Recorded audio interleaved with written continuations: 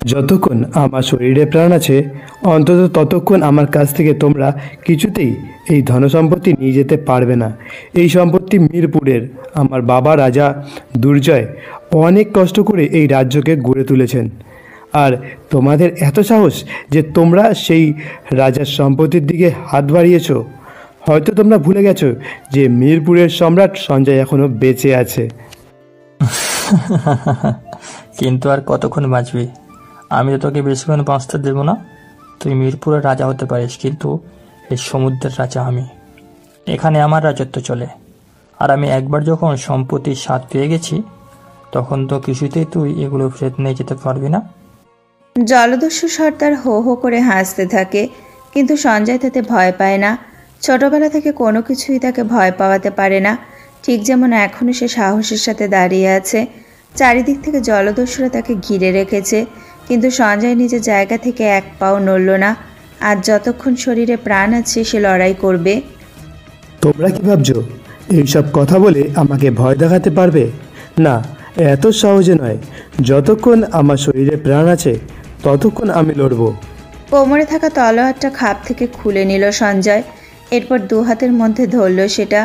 শত্রুপক্ষের সৈন্যের সংখ্যা অনেক, তবুও সঞ্জয় একাই যথেষ্ট। দরকার হলে আজ একাই লড়বে সে। কিন্তু তখনই তার পাশে এসে দাঁড়ালো সেনাপতি আরিয়া, সঞ্জয়ের সবচেয়ে প্রিয় বন্ধু, আর এই লড়াইয়ে তার সঙ্গী। তুমি একা নও সঞ্জয়, তোমার সেনাপতি আরিয়াও তোমার সাথে লড়বে। আমি থাকতে কেউ তোমার শরীরে একটাও আঘাত করতে পারবে না। আরিয়াও তার তলোয়ার হাতের মাঝে ধরে এগিয়ে যায় জলদস্যুদের দিকে।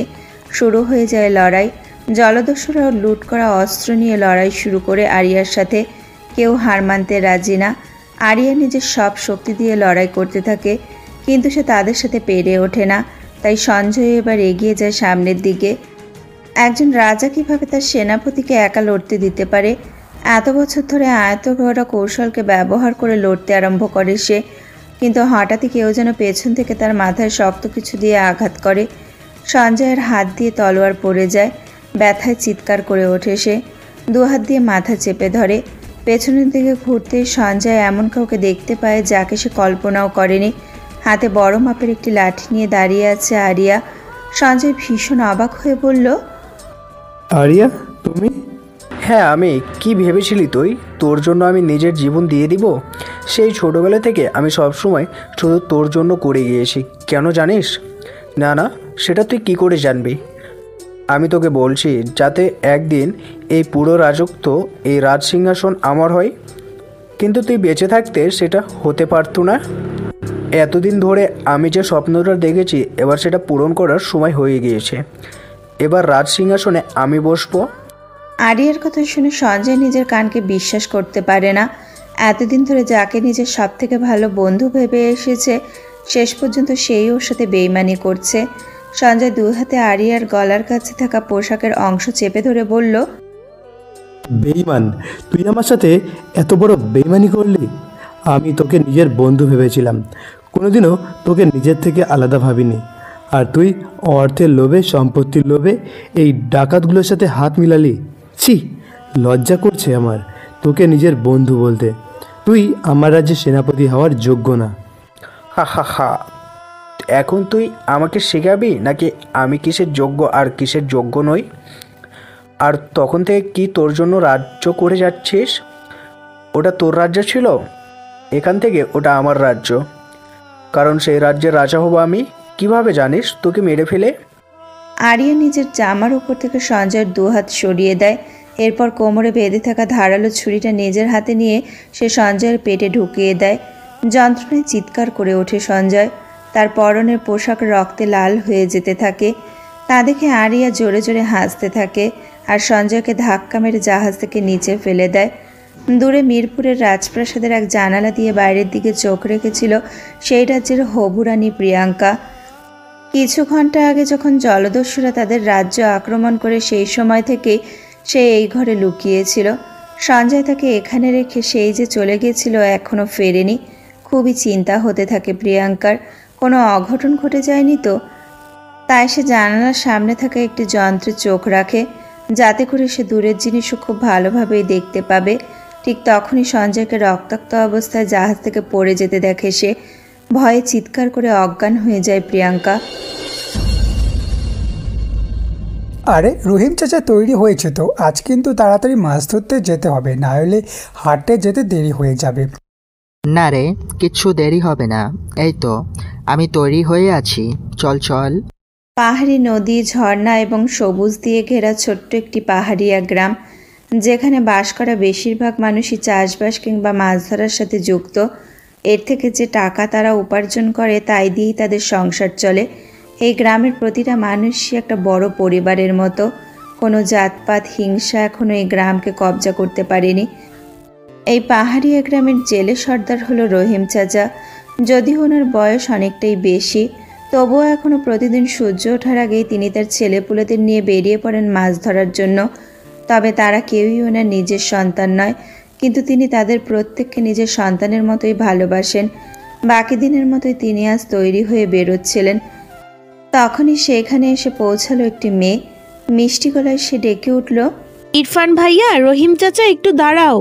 আরে দীপিকা মা, তুমি এখানে এত সকালে? গ্রাম সর্দার প্রতাপ মোড়লের একমাত্র মেয়ে দীপিকা। যেমন দেখতে সুন্দর, তেমনই মিষ্টি ব্যবহার। গ্রামে কারোর কোনো দরকারে সবার আগে হাজির হয়ে যায় দীপিকা। তাই যেমন তার রূপে সবাই মুগ্ধ হয়ে যায়, ঠিক তেমন সবাই তার ব্যবহারেরও প্রশংসা করে। গ্রামের মানুষের কষ্ট খুব ভালো করে বোঝে সে। ঠিক যেমন আজকাল সকাল সকাল ঘুম থেকে উঠে সে অল্প কিছু খাবার বানিয়ে নিয়ে এসেছে রহিম চাচাদের জন্য। হ্যাঁ, আমি তোমাদের জন্য একটু খাবার এনেছি। সেই কোন ভোরে তোমরা বেরিয়ে যাচ্ছ, ফিরতে ফিরতে তো দুপুর হয়ে যাবে, পেটে কিচ্ছুটি পড়বে না। এভাবে কি করে চলবে বলো? তাই বলে তুই এত সকালে এভাবে আমাদের জন্য খাবার বানিয়ে আনবি? উফ, তুমি থামো তো ইরফান ভাইয়া, এটা আর এমন কি? নাও ধরো তো। আমি কিন্তু খুব বেশিক্ষণ থাকতে পারবো না, না হলে আবার চাচি আমাকে বকবে। শোনো, তোমরা খেয়ে নেবে কিন্তু। ছোট্ট পুটলিতে পাতা খাবার সে এগিয়ে দেয় তাদের দিকে। ইরফান সেটি হাতে নিয়ে নেয়। রহিম চাচা বলে, নিশ্চয় আমার মা যখন দিয়েছে না, না খেয়ে কি করে থাকতে পারি। এবার তুই যা, গিয়ে বিশ্রাম কর, আমরাও এগোই। রহিম চাচারা এগিয়ে যায় নৌকার দিকে। সামনে নদীর মোহনা, তারপরে সমুদ্র। একটু একটু করে জল ঠেলে ওনারা এসে পড়লেন সমুদ্রে। এরপর ধীরে ধীরে জলে পড়ে থাকা সেই জাল তুলতে লাগলো ইরফান, আর তাতে আটকে থাকা মাছগুলো হাতে নিয়ে পাশে থাকা মাটির হাঁড়ির মধ্যে ফেলতে লাগলো রহিম চাচা ও শ্যামা। আজকে কিন্তু জালে অনেক মাছ উঠেছে রহিম চাচা, মনে হচ্ছে আজকে ঈশ্বর আমাদের কৃপা করেছে। তুই একদম ঠিক বলেছিস শ্যাম, আল্লাহ আজ অনেক মেহরবানি করেছে। সেই শেষ জালটা তুলে আমার ফিরে যাব। ধর ধর, দেখি জালটা কটা মাছ উঠলো দেখি। এই জালটা তো ভারী লাগছে কেন? টেনে তুলতেই পারছি না। মনে হচ্ছে অনেক বড় কোনো মাছ জালে ধরা পড়েছে, জোরে টানতে হবে। দেখি দেখি, জালটা আমাকে দে, আমিও হাত লাগাই। ওই তো মাছটা মনে হয় দেখা যাচ্ছে। জালের বেশ অনেকটা অংশ ওপরে তুলতেই কিছু একটা দেখা যায়। প্রথমে সবাই সেইটাকে মাছ ভাবলেও হঠাৎ রহিম চাচার অন্য কিছু মনে হওয়ায় উনি তাড়াতাড়ি বলে উঠলেন, ওটা তো মাছ নয়, মানুষ। এই তোরা তাড়াতাড়ি ওকে নৌকাতে টেনে তোল। জালের মধ্যে আটকে থাকা ছেলেটিকে বের করে তারা নৌকায় শুয়ে দিল। অজ্ঞান অবস্থায় শুয়ে থাকা সেই ছেলেটিই ছিল মিরপুরের রাজা সঞ্জয়। সে রাতে সে মারা যায়নি, বরং সমুদ্রে পড়ে যাওয়ার পর ভাসতে ভাসতে সেই জালে এসে আটকে যায়। কিন্তু তাকে উদ্ধার করা এই মানুষগুলো তার আসল পরিচয় এখনও জানে না। ইরফান অজ্ঞান হয়ে থাকা সঞ্জয়ের দিকে তাকিয়ে বলে, কি রে শ্যাম, কি মনে হচ্ছে? ছেলেটা কি আদৌ বেঁচে আছে নাকি মরে গেছে? বুঝতে পারছি না রে ইরফান, এখনো পর্যন্ত তো বেঁচে আছে মনে হচ্ছে। দাঁড়া দেখি শ্বাস চলছে কিনা। শ্যাম তার হাতটা সঞ্জয়ের নাকের কাছে নিয়ে যায়। সে বুঝতে পারে সঞ্জয় এখনও বেঁচে আছে। এখনো বেঁচে আছে, কিন্তু শ্বাস ভীষণ ধীরে ধীরে চলছে। না না, এভাবে ফেলে রাখলে তো ছেলেটা মরে যাবে। এত বড় গুনাহ তো আমি বেঁচে থাকতে কিছুতেই করতে পারবো না। যত তাড়াতাড়ি সম্ভব ওকে আমাদের গ্রামে নিয়ে যেতে হবে। ইরফান, শ্যাম, তোরা তাড়াতাড়ি নৌকা চালাতো আরম্ভ কর, একদম দেরি করা যাবে না। যত তাড়াতাড়ি সম্ভব নৌকা চালিয়ে তারা ফিরে এলো ঘাটে। এরপর সঞ্জয়কে ধরাধরি করে তারা সোজা এসে পৌঁছালো রহিম চাচার বাড়ির সামনে। কি হলো? তোমরা এত তাড়াতাড়ি ফিরে এলে? এ কি হয়েছে ছেলেটার? ইনি হচ্ছে রহিম চেচার স্ত্রী আনোয়ারা বেগম। সঞ্জয়কে সেই অবস্থায় দেখে আনোয়ারা বেগম বেশ ভয় পেয়ে যান। তিনি রহিম চেচাকে প্রশ্ন করলে সেটির উত্তরে তিনি বলেন, তোমাকে সব পরে বলছি আনোয়ারা, এখন তাড়াতাড়ি আমাকে ঔষধের ব্যবস্থা করতে হবে। তুমি একটু গরম জল নিয়ে এসো তো, ওর গা মোছাতে হবে। আচ্ছা, আমি এক্ষুনি নিয়ে আসছি। ইরফান, শ্যাম, তোরা ওকে আপাতত এই শুকনো জায়গাটাতে শুয়ে দে। কাল রাত থেকে ছেলেটা সমুদ্রে পড়ে আছে, আমাকে কিছু গরম কাপড়ের ব্যবস্থা করতে হবে। তুমি চিন্তা করো না রহিম চাচা, আমি বাড়ি থেকে আমার কিছু জামা কাপড় নিয়ে আসছি। চল স্যাম, আমিও তোর সাথে যাব। আমারও কাছেও কিছু নতুন জামা কাপড় আছে। না, ছেলেটাকে আর এই ভেজা জামা কাপড়ে রাখা যাবে না। রহিম চেচা ধীরে ধীরে সঞ্জয়ের ভেজা পোশাকগুলো খুলতে চাকুর দ্বারা তৈরি সেই ক্ষতটা চোখে পড়ল ওনার। বিস্মিত গলায় তিনি বললেন, এ কি, এত গভীর ক্ষত দেখে মনে হচ্ছে কেউ যেন ছুরি দিয়ে আঘাত করেছে। রক্ত তো এখনও বেরোচ্ছে। না না, তাড়াতাড়ি এই ক্ষতটায় আমাকে সেলাই করতে হবে, না হলে ছেলেটাকে বাঁচানো মুশকিল হবে। এই যে আমি গরম জল নিয়ে এসেছি। দরজার ঠিক বাইরে থেকে ভেসে আসে আনোয়ারা বেগমের গলার স্বর। রহিম চাচা সতর্ক হয়ে যান, কারণ তিনি কোনোভাবে ওনার স্ত্রীকে ছেলেটির এমন অবস্থা দেখতে দিতে পারবেন না। আগে ছেলেটিকে তাকে বাঁচাতেই হবে। তাই তিনি তাড়াতাড়ি দরজার কাছে গিয়ে ওনার হাত থেকে গরম জলের গামলাটি নিজের হাতে নিয়ে নিলেন। এরপর বললেন, ঠিক আছে, তুমি আমাকে এটা দিয়ে দাও, আর কিছুক্ষণ আমাকে একা ছেড়ে দাও। দেখবে ইরফান আর শ্যাম বাদে কেউ যেন ভেতরে আসতে না পারে। ঠিক আছে, কিন্তু আমাকে তো বলো কি হয়েছে। তোমাকে সব বলবো, কিন্তু তার আগে আমাকে যে করেই হোক ছেলেটাকে বাঁচাতে হবে। এই বলে তিনি ঘরের সেই দরজাটা বন্ধ করে দেন আর গরম জলের গামলাটি নিয়ে এসে আবারও আগের জায়গায় বসেন। তারপর তিনি একটু একটু করে সঞ্জয়ের শরীর মুছে দেন নরম কাপড় দিয়ে। আর তখনই সেখানে এসে পড়ে ইরফান আর শ্যাম। রহিম চাচা, আমরা এসে গেছি। এই যে ঘরে এই কটা জামা কাপড়ই নতুন ছিল। এগুলোই যথেষ্ট। এরপর তিনি অত্যন্ত সাবধানে সঞ্জয়কে নতুন কাপড় পরিয়ে দেন আর তারা সকলে মিলে তাকে ধরে শুয়ে দেয় বিছানার ওপর। রহিম চাচা শুয়ে আগুনে পোড়াতে পোড়াতে বলেন, শোন তোরা, এই খবরটা যেন কোনোভাবেই কারোর কানে না যায়। আমার মনে হয় ছেলেটাকে মারার চেষ্টা করা হয়েছিল। কি কি বলছো কি তুমি? হ্যাঁ, এই ছেলেটি কোনোভাবেই সাধারণ কেউ হতে পারে না, নিশ্চয় কোনো রাজার বংশের কেউ। হ্যাঁ, পোশাক দেখে আমারও সন্দেহ হয়েছিল, কিন্তু কেউ এভাবে ছেলেটাকে কেন মারার চেষ্টা করবে? সেটাই তো আমরা জানি না ইরফান।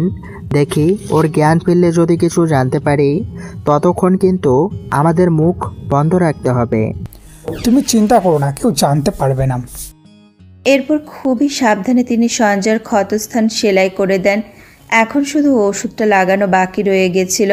হাতে থাকা সুইটা তিনি কিছুটা দূরে সরিয়ে রাখলেন। আমি ওর ক্ষতটা সেলাই করে দিয়েছি, তাই রক্তটা আপাতত বন্ধ করা গেছে। এইবার এই ঔষধটাই ওর ক্ষতস্থানে লাগিয়ে দেবে। একটু সময় লাগবে, কিন্তু সেরে যাবে। তবে একটাই সমস্যা। কি সমস্যা রহিম চাচা? সমস্যা হলো আমার কাছে এই জড়িবুটি আর নেই। এদিকে একমাত্র এটা দিয়েই আমি ঔষধ তৈরি করতে পারবো। আর শুধু পেটেই আঘাত পাইনি, ওর মাথার পিছনেও গভীর একটা ক্ষত আছে, সেখানেও আমাকে ঔষধ লাগাতে হবে। কিন্তু আমি এখন এই ছেলেটাকে ফেলে কি করে যাই? এটা তো অনেক বড় সমস্যা রহিম চাচা। আমরা তো ঠিকভাবে এই জুবিটাও চিনি না। সে নিয়ে আসতে পারবে? তাহলে এখন কি করব? কে নিয়ে আসবে? আমি আনবো। দীপিকা মা, তুমি এখানে কি করছো? হ্যাঁ রহিম চাচা, আসলে কিছুক্ষণ আগে আমি যখন ইরফান ভাইয়া আর শ্যাম দাদাকে তাড়াহুড়ো করে ওদের বাড়ির দিকে যেতে দেখেছিলাম, তখন থেকেই আমার মনে হচ্ছিল যেন কিছু একটা হয়েছে। আর এরপর যখন নতুন জামাগুলো নিয়ে ওরা তোমার ঘরের দিকে আসছিল, আমিও পিছু পিছু চলে এসেছি।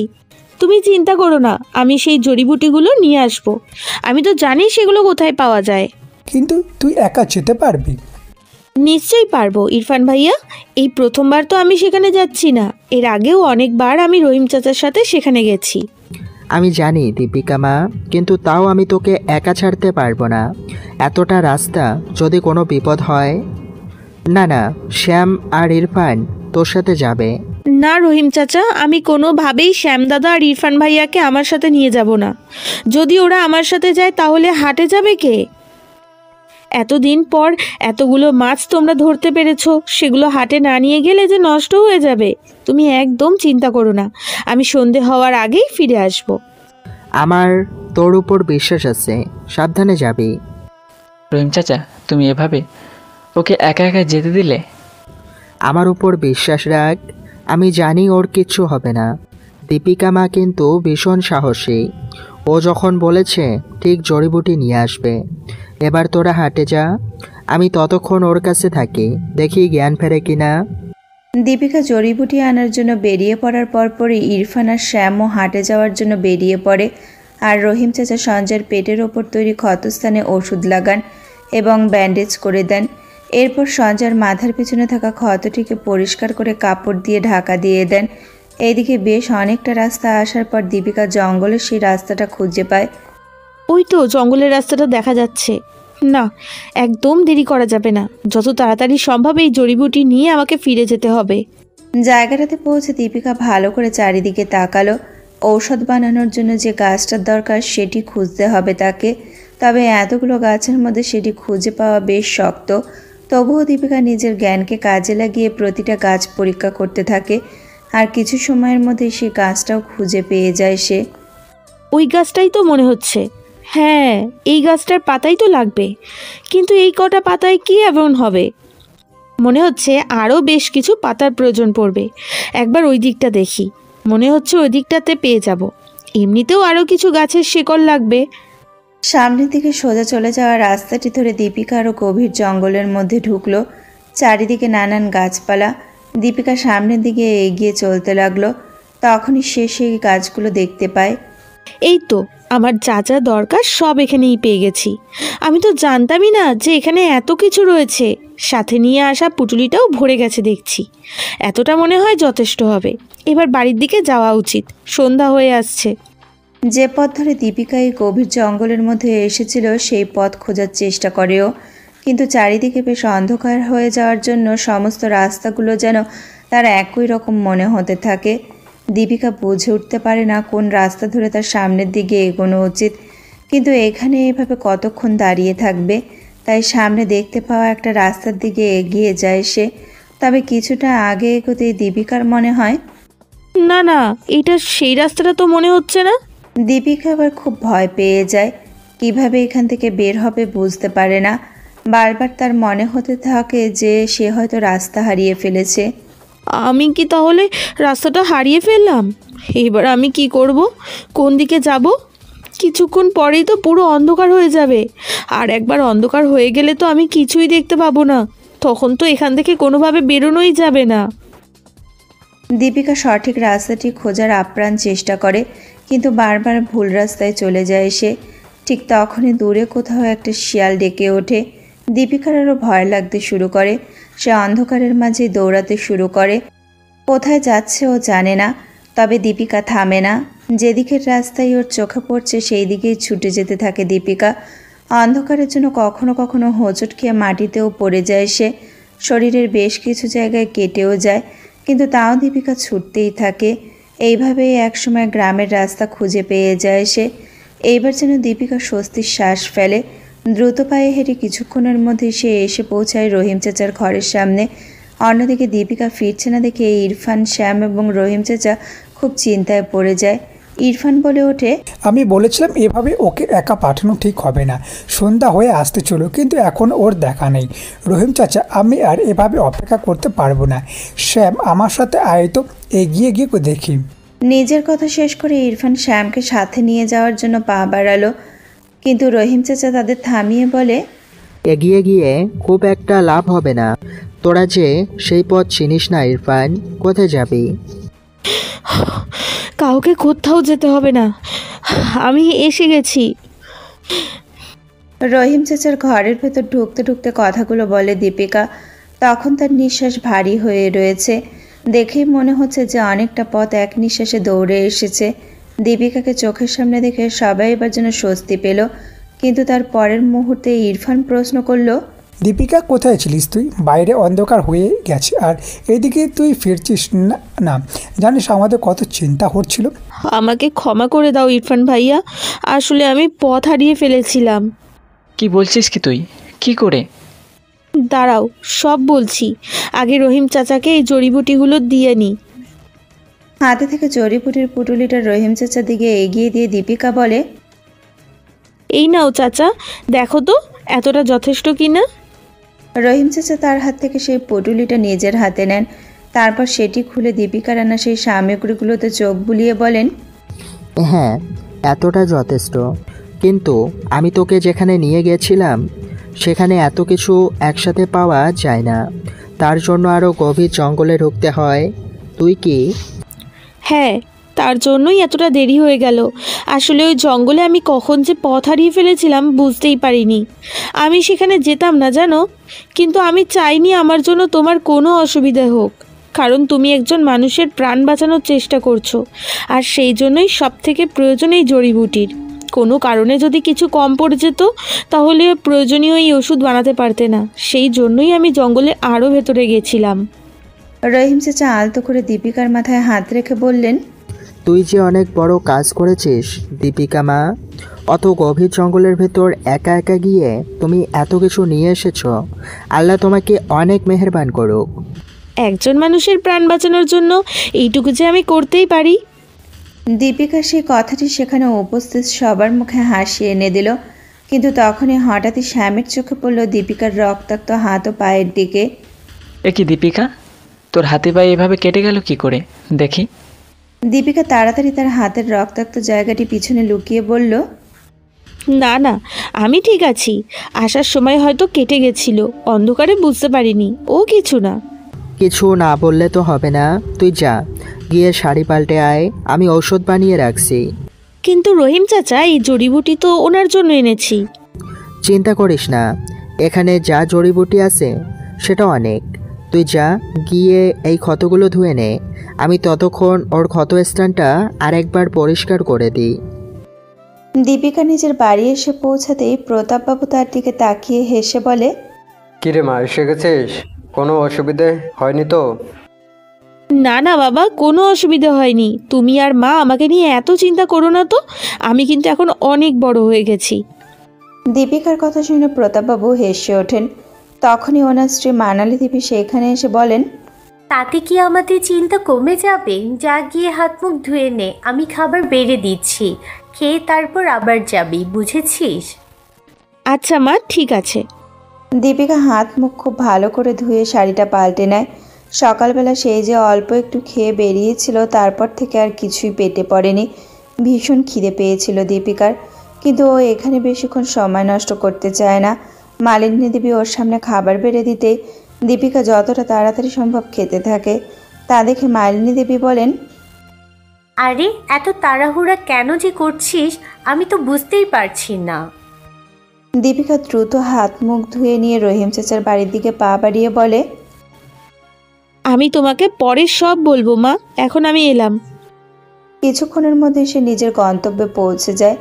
দীপিকাকে আসতে দেখে রহিম চাচা বলেন, এই তো দীপিকা মা, তুই এসে গেছিস। এই যে আমি তোর জন্য ঔষধ বানিয়ে রেখেছি। ওনার এখনো জ্ঞান ফেরেনি রহিম চাচা? না রে মা, আমি ভেবেছিলাম ফিরে আসবে, কিন্তু এখন দেখছি ওর গায়ে খুব জ্বর। আজ রাতের মধ্যে যদি জ্বর না কমে তাহলে আমিও জানি না কি করব। তুমি কিছু খেয়েছো নাকি সেই সকাল থেকেই খালি পেটে রয়েছো? আমি এদিকটা সামলে নেব, তুমি যাও, এক্ষুনি গিয়ে কিছু খেয়ে নাও। আচ্ছা ঠিক আছে, আমি যাচ্ছি, তোকে আর আমাকে বকতে হবে না। রহিম চাচা সেখান থেকে চলে গেলে দীপিকা খুব আলতো করে সঞ্জয়ের গালের ওপর হাত রাখে। সঞ্জয়ের গায়ের উত্তাপকে অনুভব করে বুঝতে পারে, বলে, এখন তো দেখছি ওনার গায়ে বেশ জ্বর, আর মাথায় দেওয়া জলপট্টিটাও শুকিয়ে গেছে। সঞ্জয়ের কপালের উপরে থাকা জলপট্টিটা হাতে নিয়ে নেয় দীপিকা। এরপর পাশে থাকা জলের বাটিটাতে কাপড় ভিজিয়ে আবারও তার কপালের ওপর অত্যন্ত যত্নের সাথে রাখে। তখনই দীপিকার চোখ চলে যায় সঞ্জয়ের বন্ধ হয়ে থাকা চোখের দিকে। জ্বরের ঘরে থাকা সঞ্জয়ের চোখ থেকে গালের ওপর গড়িয়ে পড়া অশ্রু মুছে দিয়ে দীপিকা নরম গলায় বলে, আমি বুঝতে পারছি আপনার অনেক কষ্ট হচ্ছে, কিন্তু আর বেশিক্ষণ হবে না, আপনি ঠিক সুস্থ হয়ে উঠবেন।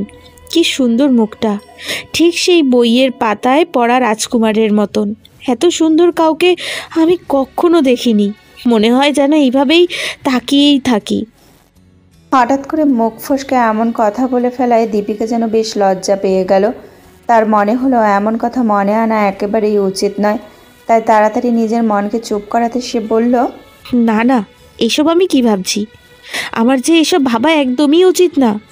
কি হয়েছে যে আমার কে জানে, কিন্তু আমার একটা কথা এখনও বুঝতে পারছি না, ওনার এই অবস্থা কে করতে পারে?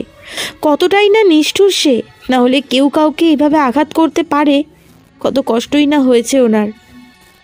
বিছানার ওপর থাকা সঞ্জয়ের হাত আলতো করে নিজের দুই হাতের মধ্যে নিয়ে দীপিকা মিষ্টি গলায় বলে, আপনি একদম চিন্তা করবেন না, আমরা থাকতে আপনার কিচ্ছু হবে না। তবে আপনাকে তাড়াতাড়ি সুস্থ হয়ে উঠতে হবে। দীপিকা নিজের মনে কথা বলেই চলেছিল। হঠাৎ করে পেছন দিক থেকে ভেসে আসে রহিম চেচার গলার স্বর। দীপিকা তাড়াতাড়ি সঞ্জয়ের হাতের ওপর থেকে নিজের হাত সরিয়ে নেয়। রহিম চেচা তার দিকে এগিয়ে আসতে আসতে বলে, দীপিকা মা, আমি এসে গেছি, তুই আবার ঘরে গিয়ে বিশ্রাম কর। আচ্ছা ঠিক আছে। চল, আমি তোকে এগিয়ে দিয়ে আসছি। দীপিকা মাথা নেড়ে উঠে দাঁড়ায়। এরপর কোনো কথা না বাড়িয়ে ওনার সাথে ঘরের বাইরে বেরিয়ে আসে। আর রহিম চাচা তাকে এভাবে চুপ করে যেতে দেখে বলে, কি হয়েছে রে মা, তুই এভাবে চুপ করে আছিস? রহিম চাচা, আমি কি আজ রাতটুকু তোমাদের বাড়িতে থাকতে পারি না? আসলে যতক্ষণ না ওনার জ্ঞান ফিরছে আমার ঘুম হবে না। চিন্তা হচ্ছে নাকি ওর জন্য? হ্যাঁ, তুমি তো জানোই, সেই ছোটবেলা থেকে কখনো কারোর যদি কিছু হয় আমার একদম ঘুম আসে না। আমি জানি উনি আমার পরিচিত কেউ না, তবুও জানি না কেন আমার মন এখানেই থেকে যেতে ইচ্ছে করছে। বুঝতে পেরেছি আমি। ঠিক আছে, আজকে রাতটুকু তুই আমাদের বাড়িতে থাকতে পারিস।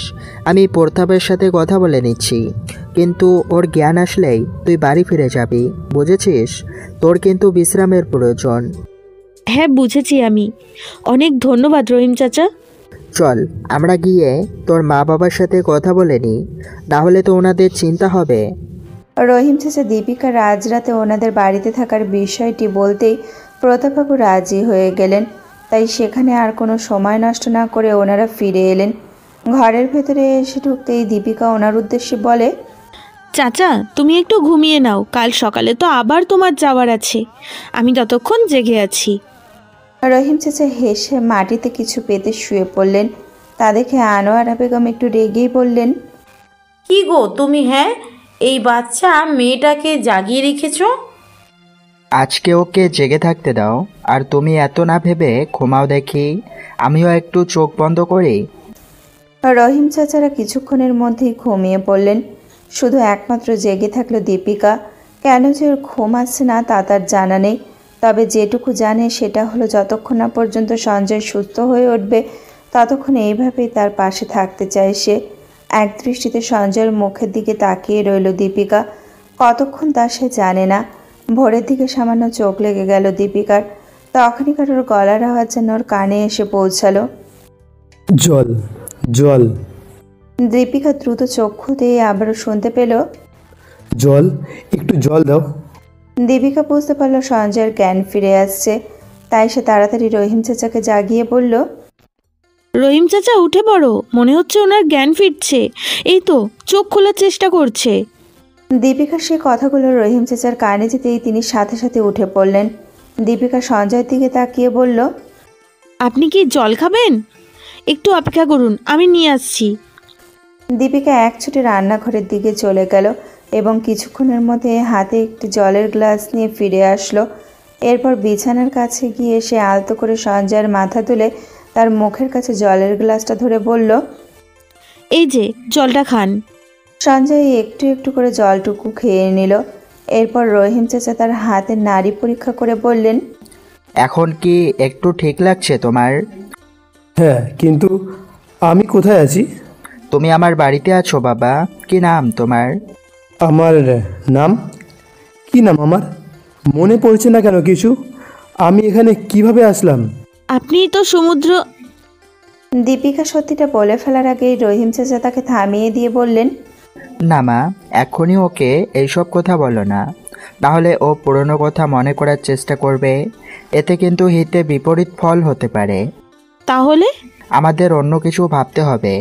দীপিকা মাথা নেড়ে ভাবার চেষ্টা করলো।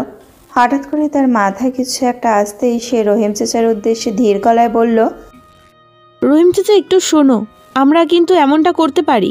নিজের পরিকল্পনাটি রহিম চাচার কাছে বলতেই তিনি বললেন, তোর মনে হয় এতে কাজ হবে?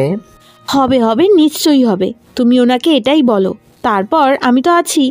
দীপিকা এবং রহিম চাচাকে নিজেদের মধ্যে কিছু আলোচনা করতে দেখে সঞ্জয় বলল, কি হলো, আপনারা কিছু বলছেন না যে? আমি এখানে কি করে আসলাম? আমি তোমাকে বলছি বাবা, আসলে তুমি আমার এক দুঃসম্পর্কের আত্মীয় হও। গতকাল হয়তো এদিকেরই কোনো জঙ্গলে কাঠ কাটতে এসেছিলে, সেখানেই কোনোভাবে তোমার মাথায় আর শরীরে আঘাত লেগেছে। তাই হয়তো তোমার এখন কিছু মনে পড়ছে না। তবে চিন্তা করো না, ধীরে ধীরে তোমার সব মনে পড়ে যাবে। আর তুমি এখন একদম নিরাপদ জায়গায় আছো। এখানে তোমার কোনো সমস্যা হবে না। তুমি যতদিন ইচ্ছে এখানে থাকতে পারো। আমি তোমার বাড়িতে খবর পাঠিয়ে দিয়েছি। যখন তুমি পুরোপুরিভাবে সুস্থ হয়ে যাবে আমি তোমাকে নিয়ে যাব। কেন, আমি কি এখন যেতে পারবো না? সবাই নিশ্চয়ই আমার জন্য অপেক্ষা করছে। আসলে তুমি যেই গ্রামে থাকো সেটা অনেক দূরে, সেখানে যেতে অনেক দিন লেগে যাবে।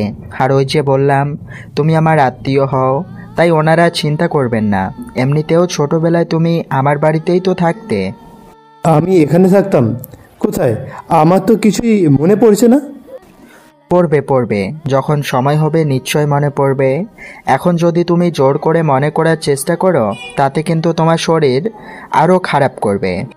তাই যতক্ষণ না আমি বলবো তুমি পুরনো কোনো কিছু কিন্তু জোর করে মনে করার চেষ্টা করবে না, বুঝেছো? আচ্ছা ঠিক আছে, কিন্তু আপনি আমাকে শুধু আমার নামটুকু বলতে পারবেন? সঞ্জয় সে কথাতে রহিম চাচা বেশ ঘাবড়ে গেলেন। এতক্ষণ যে করেই হোক পরিস্থিতি সামলানো গেছে, কিন্তু এবার কি করবেন বুঝে উঠতে পারছিলেন না তিনি। তাই এবার দীপিকা সেই পরিস্থিতি সামলানোর জন্য বলল, তোমার মনে নেই রহিম চাচা, তুমি আমাকে বলেছিলে উনি যখন ছোটবেলায় তোমার বাড়িতে এসেছিলেন তখন তুমি ওনাকে ভালোবেসে ছোট নবাব বলে ডাকতে। সঞ্জয় দীপিকার দিকে তাকালো। গ্রামের এক সাধারণ মেয়ে সে, তা সত্ত্বেও সঞ্জয়ের জন্য তাকে ভীষণ অসাধারণ মনে হলো।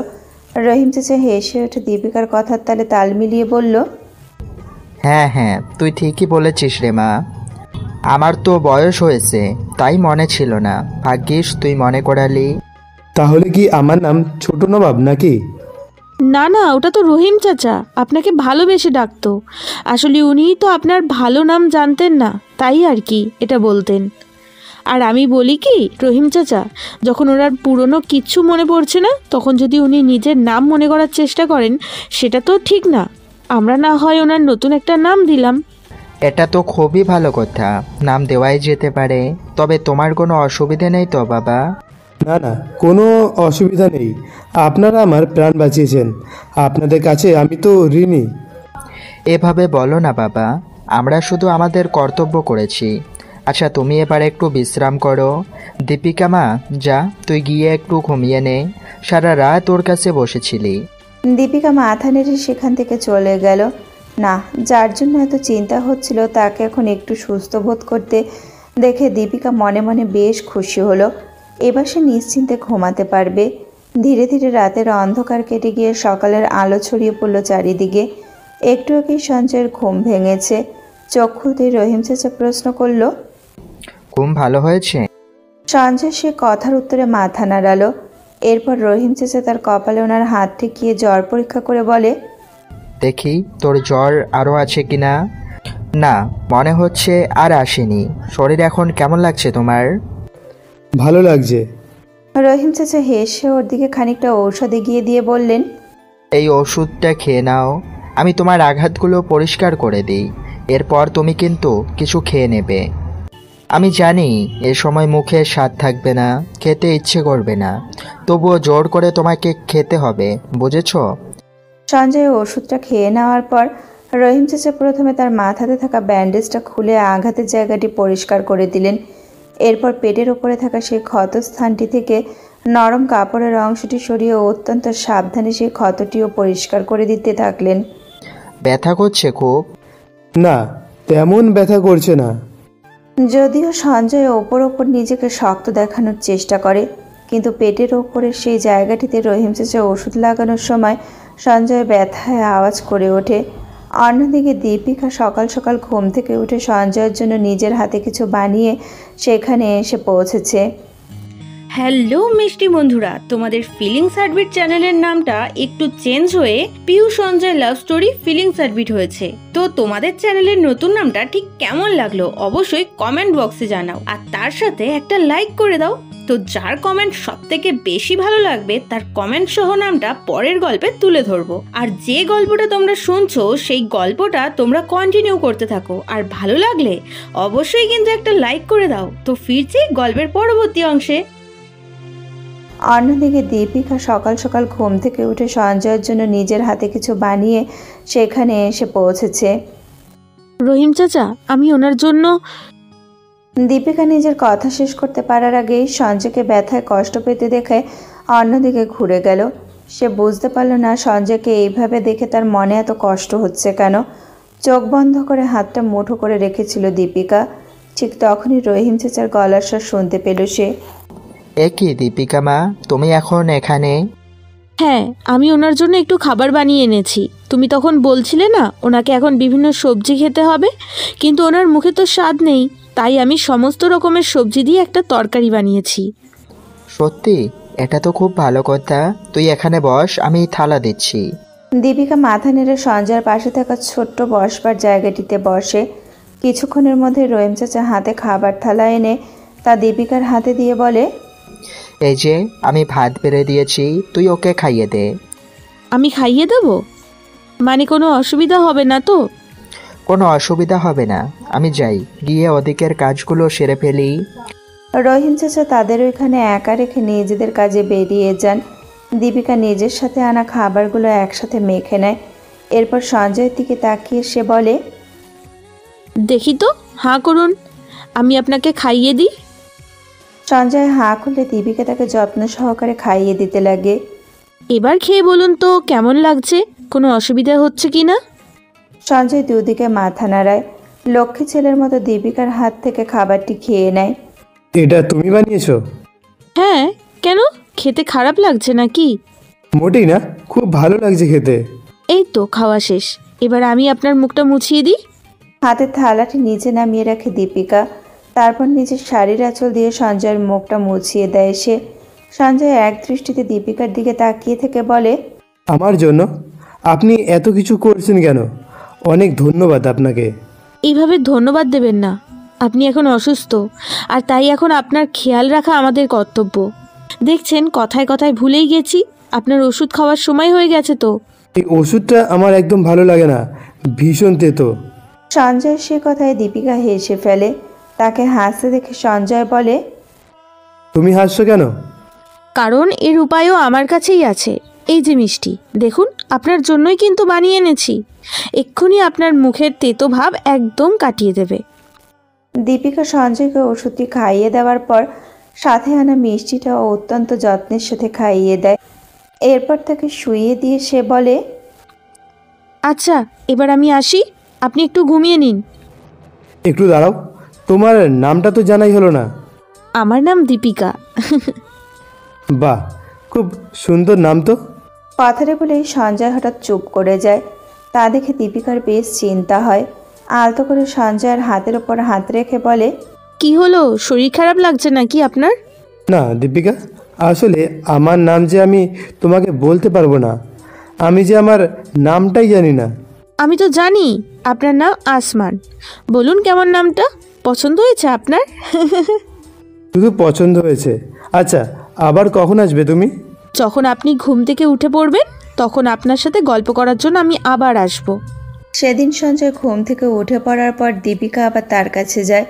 তবে শুধু সেই দিনই নয়, এরপর থেকে সঞ্জয় যখনই জেগে থাকে দীপিকা ঠিক ওর কাছে পৌঁছে যায়। এইভাবে বেশ কিছু সময় কেটে যায়। ধীরে ধীরে ওরা ভালো বন্ধু হয়ে ওঠে এবং একসাথে অনেক গল্প করে সময় কাটায়। আজও যেমন দীপিকা ঠিক সময় মতো সঞ্জয়ের কাছে চলে এসেছে। এখন কেমন আছেন আসমান? সঞ্জয় দীপিকাকে আসতে দেখে ধীরে ধীরে উঠে বসে এবং হেসে বলে, ভালো আছি। এরপর তার চোখ চলে যায় দীপিকার হাতের দিকে। তাতে মাটির তৈরি ছোট্ট ছোট্ট দুটো বাটি রয়েছে। সঞ্জয় বুঝতে পারে দীপিকা খাবার বানিয়ে এনেছে। আজকেও আমার জন্য আবার কিছু নিয়ে এসেছো? হ্যাঁ, সেদিন আপনি বলেছিলেন না আমার হাতের রান্না আপনার বেশ পছন্দের, তাই আমি আপনার জন্য একটু রান্না করে নিয়ে এসেছি। দীপিকার কথা শেষ হওয়ার সাথে সাথেই সেখানে আসেন রহিম চাচা। তাকে দেখে তিনি হেসে বলে ওঠেন, দীপিকা মা, খুব ভালো হয়েছে তুই এসে গেছিস। আমি আজ ভাবছিলাম আসমানকে একটু বাইরে নিয়ে যাব। ও তো আগের থেকে অনেকটাই সুস্থ আছে, তাই ওর এখন বাইরের বিশুদ্ধ হাওয়া দরকার। কিন্তু আমার হঠাৎ একটু কাজ পড়ে গেছে, তাই আমি ওকে নিয়ে যেতে পারবো না। চিন্তা করো না রহিম চাচা, আমি আছি তো, আমি ওনাকে নিয়ে যাচ্ছি। তুমি শুধু কাজ সেরে তাড়াতাড়ি এসে পড়ো। দীপিকা সঞ্জয়ের কাছে যায় তাকে ধীরে ধীরে দাঁড় করানোর জন্য। নরম গলায় সে বলে, আপনি কি একা উঠতে পারবেন?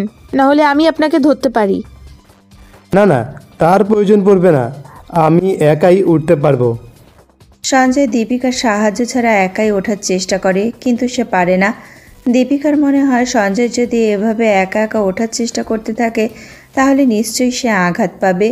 তাই তাকে থামিয়ে দীপিকা বলে, হয়েছে, আর চেষ্টা করতে হবে না, নিন আমার হাতটা ধরে ওঠার চেষ্টা করুন। সঞ্জয় শক্ত করে দীপিকার দুহাত ধরে ধীরে ধীরে উঠে দাঁড়ায়। এবার তার দাঁড়াতে একটুও কষ্ট হয় না। দীপিকা সঞ্জয়ের দিকে তাকিয়ে হাসি মুখে বলে, দেখলেন কি সুন্দর উঠে দাঁড়ালেন? শুধু শুধু নিজেকে কষ্ট দিচ্ছিলেন কেন? আমি জানি আপনি ঠিক দাঁড়াতে পারবেন, তবে এখন নয়। আগে আপনার শরীর আরেকটু ভালো হোক, তারপর আমার সাহায্য আর আপনাকে নিতে হবে না।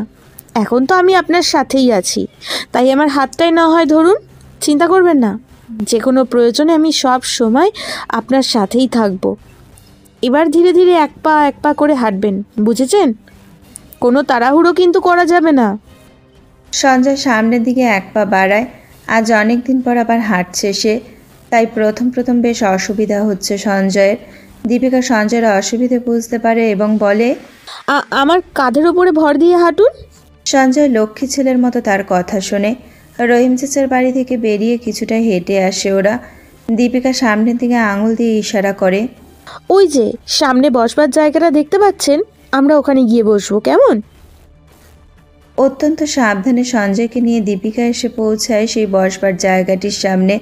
চারিদিকে নানান গাছগাছালি, তার মধ্যে ছোট্ট একটু বসার জায়গা। সঞ্জয়কে আগে বসিয়ে দেয় সে, তারপর নিজে তার পাশে বসে। সঞ্জয় সামনে থাকা বাগানটি দেখে বলে, বাহ, কি সুন্দর তো বাগানটা, কত রকমের ফুল ফুটে আছে। এই বাগানটা আমি নিজের হাতে বানিয়েছি। আসলে আমার ফুল খুব ভালো লাগে। আপনি জানেন আমাদের এই গ্রামে এমন অনেক সুন্দর সুন্দর বাগান আর ঝর্ণা আছে। যখন আপনি ঠিক হয়ে যাবেন তখন আমি আপনাকে আমাদের এই গ্রামটা ঘুরিয়ে দেখাবো। তুমি কিন্তু খুব সুন্দর করে কথা বলো দীপিকা, মনে হয় যে শুনতেই থাকি। দীপিকার গাল লজ্জায় লাল হয়ে যায়। সে দ্রুত কথা পাল্টানোর চেষ্টা করে বলে, ওই দেখুন কত সুন্দর প্রজাপতি। দীপিকা সঞ্জয়ের মনোযোগ সেই প্রজাপতিটার দিকে নিয়ে যাওয়ার চেষ্টা করে, কিন্তু সঞ্জয় একভাবে শুধু দীপিকার দিকেই তাকিয়ে থাকে। তা দেখে দীপিকা বলে, কি হলো? আপনি এইভাবে আমার দিকে তাকিয়ে কি দেখছেন? না কিছু না, তুমি বলো, আমার তোমার কথা শুনতে খুব ভালো লাগে। এবার দীপিকা আর কিছুই বলতে পারে না। লজ্জায় তার সারা মুখ লাল হয়ে যায়। মাথা নিচু করে চুপ করে বসে থাকে সে। সঞ্জয় প্রশ্ন করে, কি হলো, তুমি চুপ করে গেলে যে? আমি কি কিছু ভুল বলে ফেলেছি? না না, এমন কোনো ব্যাপার নেই। আসলে আমি কি যে বলবো বুঝে উঠতে পারছি না। আচ্ছা, আপনার এখানে বসে থাকতে কোনো অসুবিধা হচ্ছে না তো? না, একেবারেই কোনো অসুবিধা হচ্ছে না, বরং এতদিন পরে এই প্রকৃতির মাঝে থাকতে খুব ভালো লাগছে। মনে হচ্ছে যেন কত যুগ পরে আমি আবার এই খোলা আকাশের নিচে দাঁড়িয়ে আছি। আপনি বললে আমি কিন্তু আপনাকে মাঝে মাঝেই এখানে নিয়ে আসতে পারি। অবশ্যই, তবে আমি শুধু তোমার সাথেই এখানে আসতে চাই। সঞ্জয়ের কথাটি দীপিকার মুখে হাসি ছড়িয়ে দেয়। নিজেদের মধ্যে কথা বলতে বলতে কখন যে সন্ধে হয়ে যায় লক্ষ্যই করে না ওরা। হঠাৎই দীপিকার খেয়াল হয় যে এখানে আর বেশিক্ষণ বসে থাকা যাবে না। সঞ্জয়কে উদ্দেশ্য করে বলে, অনেকক্ষণ হয়ে গেছে, চলুন এবার আমাদের ফিরে যাওয়া উচিত। দীপিকা নিজের জায়গা থেকে উঠে দাঁড়ায়। এরপর সে সঞ্জয়কে উঠে দাঁড় করাতেই যাচ্ছিল, তখনই রহিম চাচার আওয়াজ শুনতে পায় তারা। দীপিকা মা, রহিম চাচা তুমি এখানে? আমি তোদের নিয়ে যেতে এসেছি। দীপিকা আর সময় নষ্ট করে না, এমনিতেই অনেকটা দেরি হয়ে গেছে। এবার সঞ্জয়ের বিশ্রাম করা উচিত হবে ভেবে বাড়ির দিকে রওনা হয়। কিছুটা হাঁটতেই দীপিকারা বাড়ি চলে আসে। রহিম চাচা বলেন, দীপিকা মা, ওই যে তোর বাড়ি এসে গেছে, গিয়ে খেয়ে দে, সোজা বিশ্রাম করবি, ঠিক আছে তো? আমি আসমানকে নিয়ে যাচ্ছি, তোকে আর কষ্ট করে আসতে হবে না। আসছি দীপিকা, কালকে আবার দেখা হচ্ছে। দীপিকা কিছু বলে না, শুধু মাথা নাড়ায়। একটু একটু করে রহিম চাচার সঙ্গে সঞ্জয় ওনার বাড়ির দিকে এগিয়ে যায়। দীপিকা তখনও দাঁড়িয়ে থাকে, কেন সেটা জানে না। হঠাৎই ওর মনে এক অদ্ভুত অনুভূতি জেগে ওঠে। নিজের একটি হাত হৃদয়ের ওপরে রেখে নিজের মনে বলে, কি হচ্ছে আমার? এমন অনুভূতি কেন হচ্ছে? আসমান আমার সামনে এলেই কেন মনে হয় আমার স্পন্দন দ্রুত হয়ে যাচ্ছে? কেন ওকে আমার চোখের আড়াল করতেই ইচ্ছে করে না? কেন যখন ও চলে যায় আমার এত খারাপ লাগে? না, আমাকে এর উত্তর জানতেই হবে। এরই মধ্যে আর বেশ কিছুদিন কেটে গেছে। দীপিকা এখনো নিজের প্রশ্নের উত্তর পায়নি, তবে সে চেষ্টা চালিয়ে যাচ্ছে। এখন প্রায় প্রতিদিনই সঞ্জয়ের সাথে হাঁটতে বেরোয় দীপিকা। এই কয়েক ঘন্টার সময় ওর কাছে সব থেকে আনন্দের। অন্যদিনের মতো আজও সেই সময়টা কাটাতেই দীপিকা হাজির হয়ে যায়। ইরফান ওকে আসতে দেখে হেসে বলে, ওই যে দীপিকা এসে গেছে। আরে ইরফান ভাইয়া, শ্যাম দাদা, তোমরা এখানে কখন আসলে? এই তো কিছুক্ষণ আগেই আসলাম, ভাবলাম আসমানের সাথে একটু গল্প করি। এমনিতেও তুই তো সারাক্ষণ ওকে নিজের সাথেই রেখে দিস, তাই যেটুকু সময় পেলাম ভাবলাম কথা বলে নিই। আমি মোটেই ওনাকে সারাক্ষণ নিজের কাছে রাখি না। রহিম চাচা আমাকে ওনার খেয়াল রাখতে বলেছেন, রোজ একবার করে হাঁটাতে নিয়ে যেতে বলেছেন, তাই আমি নিয়ে যাচ্ছি। সঞ্জয় চুপ করে তাদের কথা শুনছিল। সে বুঝতে পারে ইরফান এবং শ্যাম দীপিকার সাথে মজা করছে। সঞ্জয় তার পোশাক নিয়ে অন্য ঘরে চলে যায়।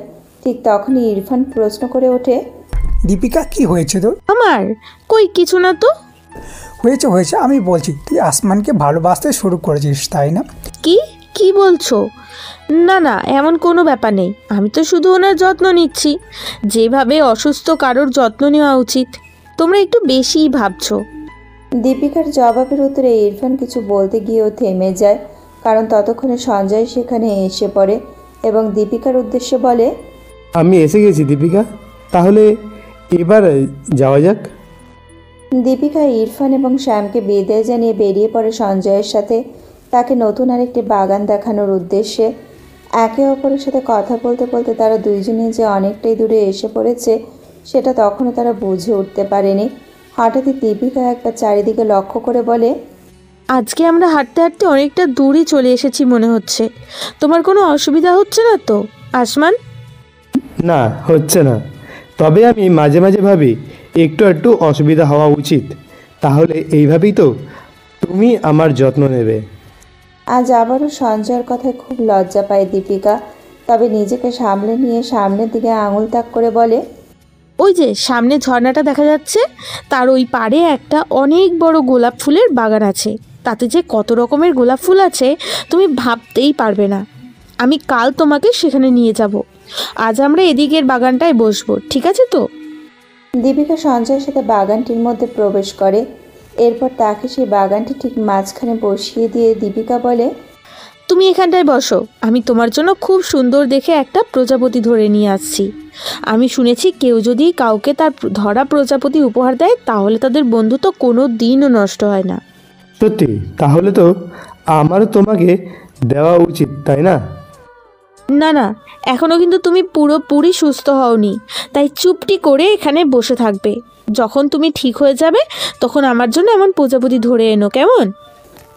দীপিকা নিজের কথা বলে এদিক ওদিক ছুটে বেড়াতে লাগলো প্রজাপতি ধরার জন্যে। এই কোথায় পালাচ্ছ তোমরা? এদিকে আসো, আমি বললাম না আসতে। সঞ্জয় দীপিকার সে কাণ্ড কারখানা দেখে জোরে হেসে উঠল। এই মেয়েটার মধ্যে কী যে আছে সেটা জানে না সঞ্জয়, তবে তার কাছাকাছি থাকতে ভীষণ ভালো লাগে ওর। তার জন্য দীপিকা যা যা করেছে তাতে সঞ্জয় সারা জীবন তার কাছে ঋণী হয়ে থাকবে। অবশেষে অনেকক্ষণের চেষ্টায় দীপিকা একটা প্রজাপতি ধরতে পেরে ছুটে আসলো ওর দিকে। এই যে আমি নিয়ে এসেছি তোমার জন্য। আমিও এনেছি আমার দীপিকার জন্য, কারণ আমিও যে আমাদের এই বন্ধুত্বটাকে আরও শক্ত করতে চাই। দীপিকা নিজের হাতের মুঠো খুলতে পারার আগেই সঞ্জয় তার হাতের মুঠোটি খুলে ফেলে। দীপিকা দেখতে পায় তার হাতেও হুবহু সেই প্রজাপতি যা সে তার জন্য নিয়ে এসেছে। সঞ্জয় বলে, দেখেছো, আমরা দুজনেই ঠিক একই রকমের প্রজাপতি ধরেছি। এর মানে কি জানো? এর মানে হচ্ছে আমাদের দুজনকে কেউ কখনো আলাদা করতে পারবে না। এবার চলো আমরা দুজনে ওদের দুজনকে মিলিয়ে দিই। দীপিকা অবাক চোখে তাকায় সঞ্জয়ের দিকে। এরপর মাথা নেড়ে ধীরে ধীরে দুহাত খুলতেই বেরিয়ে আসে তার ধরা সেই প্রজাপতিটি। সেটি উড়ে গিয়ে বসে সঞ্জয়ের হাতের ওপর। এরপর তার সঙ্গীকে নিয়ে সে উড়ে যায় আকাশের দিকে। হঠাৎই আকাশে কালো মেঘ জমতে শুরু করে। দীপিকা চিন্তিত হয়ে পড়ে। মনে হচ্ছে বৃষ্টি হবে। যা, তাহলে এবার আমরা বাড়ি কি করে ফিরবো? না, এখানে থাকলে তো আমরা পুরোপুরি ভিজে যাব। কিছুটা একটা করতেই হবে। দীপিকা ভাবার চেষ্টা করে। আপাতত বৃষ্টি থেকে বাঁচার জন্য কোনো একটা জায়গা তাকে খুঁজতে হবে। তখনই কিছু মনে পড়ে দীপিকার। হ্যাঁ, মনে পড়েছে। ওই ঝর্ণাটার পাশেই একটা ছোট্ট গুহার মতন আছে। চলো, বৃষ্টি না কমে যাওয়া পর্যন্ত আমরা ওখানেই অপেক্ষা করি। ঝিরঝির করে বৃষ্টি শুরু হতেই দীপিকা সঞ্জয়কে সাথে নিয়ে উঠে দাঁড়ায়। কিছুটা হেঁটে তারা এসে পৌঁছায় গুহার সামনে। দীপিকা সঞ্জয়ের হাত ধরে ভেতরের দিকে যেতে যেতে বলে, সাবধানে এসো আসমান, ভেতরে কিন্তু অন্ধকার আছে। দুজনে অত্যন্ত সাবধানে গুহার ভেতরে এসে পৌঁছায়। এরপর তারা সেইখানে দাঁড়িয়ে অপেক্ষা করে বৃষ্টি কমে আসার। সেই মুহূর্তে কাছে কোথাও বাজ পড়ার আওয়াজ হয়। দীপিকা ভয়ে সঞ্জয়কে জড়িয়ে ধরে। কতক্ষণ যে এইভাবে তাকে জড়িয়ে ধরে রাখে তা সে জানে না। হঠাৎই দীপিকা বুঝতে পারে সে কি করে ফেলেছে। তাই দ্রুত সঞ্জয়ের থেকে নিজেকে দূরে সরিয়ে নিয়ে বলে, আমাকে ক্ষমা করবেন, আমি আসলে বুঝতে পারিনি যে কখন। সঞ্জয় দীপিকাকে নিজের কাছে টেনে নিয়ে ওর চোখে চোখ রাখে। এরপর অত্যন্ত নরম গলায় বলে, একদম ক্ষমা চাইবে না। আমার কিন্তু খুব ভালো লাগছিল যখন তুমি আমাকে জড়িয়ে ধরেছিলে। আমি তোমাকে বলতে চাই যে আমিও কিন্তু এভাবেই তোমার কাছাকাছি থাকতে চাই। যখনই তোমার ভয় করবে দেখবে আমি তোমার সমস্ত ভয় দূর করে দেব। তুমি আমাকে বিশ্বাস করো তো দীপিকা? দীপিকা মাথা নাড়ে। সঞ্জয় দীপিকাকে জড়িয়ে ধরে চোখ বন্ধ করে। দুইজনেই সেভাবে অনেকটা সময় একে অপরের সাথে কাটায়। বেশ কিছুক্ষণ কেটে যাওয়ার পর দীপিকা ধীরে ধীরে নিজের চোখ খোলে। বৃষ্টি তখন একেবারেই হালকা হয়ে এসেছে। দীপিকা বলে ওঠে, বৃষ্টি দেখছে কমে এসেছে। চলুন তাহলে আমরা বেরিয়ে পড়ি। সঞ্জয় মাথা নাড়ায়। এরপর দীপিকার সাথে সেও পা বাড়ায় বাড়ির দিকে। আজকের পর থেকে যেন তাদের সম্পর্কের এক নতুন দিক দেখতে পায় তারা। কিছুক্ষণের মধ্যেই দীপিকা বাড়ি এসে পড়ে। তোমার বাড়ি এসে গেছে দীপিকা? হ্যাঁ, তবে আপনাকে এইভাবে। সঞ্জয় দীপিকাকে নিজের কথা শেষ না করতে দিয়ে বলে, না, এটুকু আমি একা ঠিকই চলে যেতে পারবো। কোনো অসুবিধা হবে না আমার। আমি আসছি, কেমন? দীপিকা কিছু বলতে গিয়েও থেমে যায়। সে সঞ্জয়কে আটকাতে চায় কিন্তু পারে না। মাথা নিচু করে চুপচাপ দাঁড়িয়ে থাকে সেখানে। কিন্তু হঠাৎই কিছুটা দূরের থেকে সঞ্জয়ের আওয়াজ ভেসে আসে, দীপিকা, কাল তাহলে আমাকে সেই গোলাপ ফুলের বাগানে নিয়ে যাচ্ছ তো? আমি কিন্তু অপেক্ষা করব। দীপিকা সারা মুখে ছড়িয়ে পড়ে আনন্দ। হাত নেড়ে সঞ্জয়কে বিদায় জানায় সে। মনে মনে ভাবে আর কোনোভাবেই নিজেকে আটকানো সম্ভব নয়। এতদিন ধরে লুকিয়ে রাখা কথাগুলো সে কালকেই জানিয়ে দেবে সঞ্জয়কে। বাড়ি ফিরে কিছু খেয়ে ঘুমিয়ে পড়ে দীপিকা। আজ সকালবেলায় বেশ তাড়াতাড়ি ঘুম থেকে উঠে পড়ে সে। এরপর স্নান সেরে কিছু খেয়ে সুন্দর করে তৈরি হয়ে নেয়। সঞ্জয়কে খুব বেশিক্ষণ অপেক্ষা করাতে চায় না সে, তাই দ্রুত পৌঁছে যায় তার কাছে। অন্যদিকে সঞ্জয় আজ সকাল সকাল তৈরি হয়ে দীপিকার অপেক্ষাই করছিল। তখনই তাকে দেখতে পায় সে, আর দেখেই মুগ্ধ দৃষ্টিতে তাকিয়ে থাকে দীপিকার দিকে। সঞ্জয় কিছু বলছে না দেখে দীপিকা প্রশ্ন করে, কি হয়েছে? তুমি কিছু বলছো না কেন? আমাকে খারাপ লাগছে বুঝি? একদমই না, বরং তোমাকে যেন একটু বেশি সুন্দর লাগছে দীপিকা। এতটাই যে আমার চোখ সরাতে ইচ্ছা করছে না। তাহলে কি আমরা এবার যেতে পারি? সঞ্জয় সম্মতি দেয়। আর আবারও আজ ওরা বেরিয়ে পড়ে এক নতুন পথ ধরে। দীপিকা গ্রামের পথ পেরিয়ে সঞ্জয়ের সাথে এসে পৌঁছালো বিশাল আয়তনের সেই গোলাপের বাগানে। কেমন লাগছে তোমার? সঞ্জয়ের চোখে তখন বিস্ময়। চারিদিকে সেই সৌন্দর্য নিজের চোখ দিয়ে উপভোগ করে বলে, খুব সুন্দর। এত রকমের গোলাপ এর আগে আমি কখনো দেখেছি বলে মনে পড়ছে না। আমি জানতাম তোমার ভালো লাগবে, তাই তো তোমাকে এখানে নিয়ে এসেছি। তবে আরও একটা কারণ আছে। কারণ? কি কারণ? তুমি চোখ বন্ধ করো আগে, আমি যতক্ষণ না বলবো খুলবে না কিন্তু। সঞ্জয় দীপিকার কথা মতো চোখ বন্ধ করে নেয়। দীপিকা এরপর শাড়ির আঁচলের মধ্যে লুকিয়ে রাখা গোলাপের দুটি ছোট্ট মালা বের করে তা সঞ্জয়ের মাথায় মুকুটের মতো পরিয়ে দিয়ে বলে, এবার চোখ খুলতে পারো, দেখো তো কেমন লাগছে। এটা তুমি বানিয়েছো? হ্যাঁ, তোমার জন্য বানিয়েছি আসমান। আমি শুনেছিলাম গোলাপ নাকি ভালোবাসাকে বোঝায়, আর আজ এত গোলাপ ফুলের মাঝে আমি আমার ভালোবাসাকে কিছু বলতে চাই। আমি জানি না তোমাকে এই কথাগুলো বলা ঠিক হবে কি না, তবে আমি আর লুকিয়ে রাখতে পারবো না। আমি কি তোমাকে বলতে পারি? বলো দীপিকা, আমিও জানতে চাই। যেদিন প্রথম আমি তোমাকে দেখেছিলাম সেদিন থেকেই যেন একটা আকর্ষণ কাজ করছিল। যতক্ষণ না তোমার জ্ঞান ফিরছিল, আমার কেন জানি না তোমার কাছ থেকে আসতে ইচ্ছেই করছিল না। এরপর যখন তুমি চোখ মেলে তাকাও, আমি কতটা খুশি হয়েছিলাম যে কি বলবো। কিন্তু পরক্ষণেই যখন তুমি বলো যে তোমার কিচ্ছু মনে নেই, আমার মন আবারও এক নিমেষে খারাপ হয়ে যায়। এরপর থেকে প্রতিটা মুহূর্তে তোমাকে খুশি রাখার চেষ্টা করেছি আমি, কারণ তোমাকে আনন্দে দেখলে সব থেকে বেশি আনন্দ হতো আমার। তবে মাঝে মাঝে খুব ভয় হয়, যদি কোনোদিন তোমার অতীতের কথা মনে পড়ে যায় আর তুমি আমাকে ছেড়ে চলে যাও, যদি ভুলে যাও দীপিকাকে। সঞ্জয় যেন নিজের কানকেই বিশ্বাস করতে পারে না। দীপিকা সত্যি সত্যি তাকে ভালোবাসে। সঞ্জয় দীপিকার দুহাত ধরে বলে, এমনটা কোনো দিনই হবে না। আমার দীপিকাকে আমি কখনোই ভুলতে পারবো না। আমি যে তোমাকে খুব ভালোবেসে ফেলেছি সঞ্জয়। সঞ্জয় দীপিকার কপালে ঠোঁট ছুঁয়ে বলে, আমিও তোমাকে ভালোবাসি দীপিকা। আর আজ আমি তোমাকে বলছি, আমার পুরনো সব কথা মনে পড়ে গেলেও আমি তোমাকে ছেড়ে কোথাও যাব না। তুমি যে এখন আমার পরিবার হয়ে গেছো। মনে আছে সেই দিন তুমি আমাকে বলেছিলে যে তুমি চাও একদিন তোমার ভালোবাসার মানুষ তার হাত থেকেই তোমার চুলে গোলাপ ফুল লাগিয়ে দেবে। আর আজ তোমার চুলে এই গোলাপ ফুল লাগিয়ে দিয়ে আমি তোমাকে নিজের বানিয়ে নেব দীপিকা। সঞ্জয় তার হাতে থাকা মালা দুটির মধ্যে থেকে একটি খুলে নিয়ে তা দীপিকার খোপায় লাগিয়ে দেয়। সাথে সাথেই কিছু একটা যেন ভেসে ওঠে তার চোখের সামনে, আর সঞ্জয়ের মাথায় শুরু হয় অসহ্য যন্ত্রণা। সঞ্জয় নিজের দুই হাত দিয়ে মাথা চেপে বলে ওঠে, হ্যাঁ, আমার মাথায় হঠাৎ এমন ব্যথা করছে কেন? তখনই যেন সে খুব চেনা কারোর গলার স্বর শুনতে পায়। তুমি আমাকে ভুলে গেলে কি করে? তোমার প্রিয়াঙ্কাকে ভুলে গেলে কি করে? তুমি যে আমাকে আমাকে ভালোবাসো, শুধু আমাকে। ফিরে এসো আমার কাছে, আমি তোমার জন্য অপেক্ষা করছি। কেউ যেন বারবার সঞ্জয়ের কানে এই কথাটি বলতে থাকে। সঞ্জয়ের সারা শরীর কাঁপতে শুরু করে। দীপিকা তা দেখে চিন্তিত হয়ে বলে, আসমান, কি হয়েছে তোমার? তুমি এমন কেন করছো? আমাকে বলো, তোমার কি মাথা যন্ত্রণা করছে? চলে যাও আমার সামনে থেকে, একদম আমাকে ছোঁয়ার চেষ্টা করবে না। আসমান, আমার দিকে তাকাও, আমি দীপিকা। কি হয়েছে বলো আমাকে। বললাম না সরে যাও আমার সামনে থেকে। কেন আমার কাছে আসছো? দীপিকাকে এক প্রকার ধাক্কা দিয়ে নিজের সামনে দিয়ে সরিয়ে দেয় সঞ্জয়। দীপিকা তার সেই ব্যবহারে এতটাই অবাক হয়ে যায় যে কি করবে বুঝেই উঠতে পারে না। সঞ্জয় কোনো মতে টলমল পায়ে চলতে শুরু করে। তার মাথায় তখন হাজারো প্রশ্ন। কি হচ্ছে আমার? কেন আমার মাথা এত যন্ত্রণা করছে? আর আমি ওটা কি দেখলাম? একটা মেয়ের মুখ? না, সেই মেয়েটা তো দীপিকা ছিল না। তাহলে কে ছিল? আর মেয়েটার সাথে সেই ছেলেটা,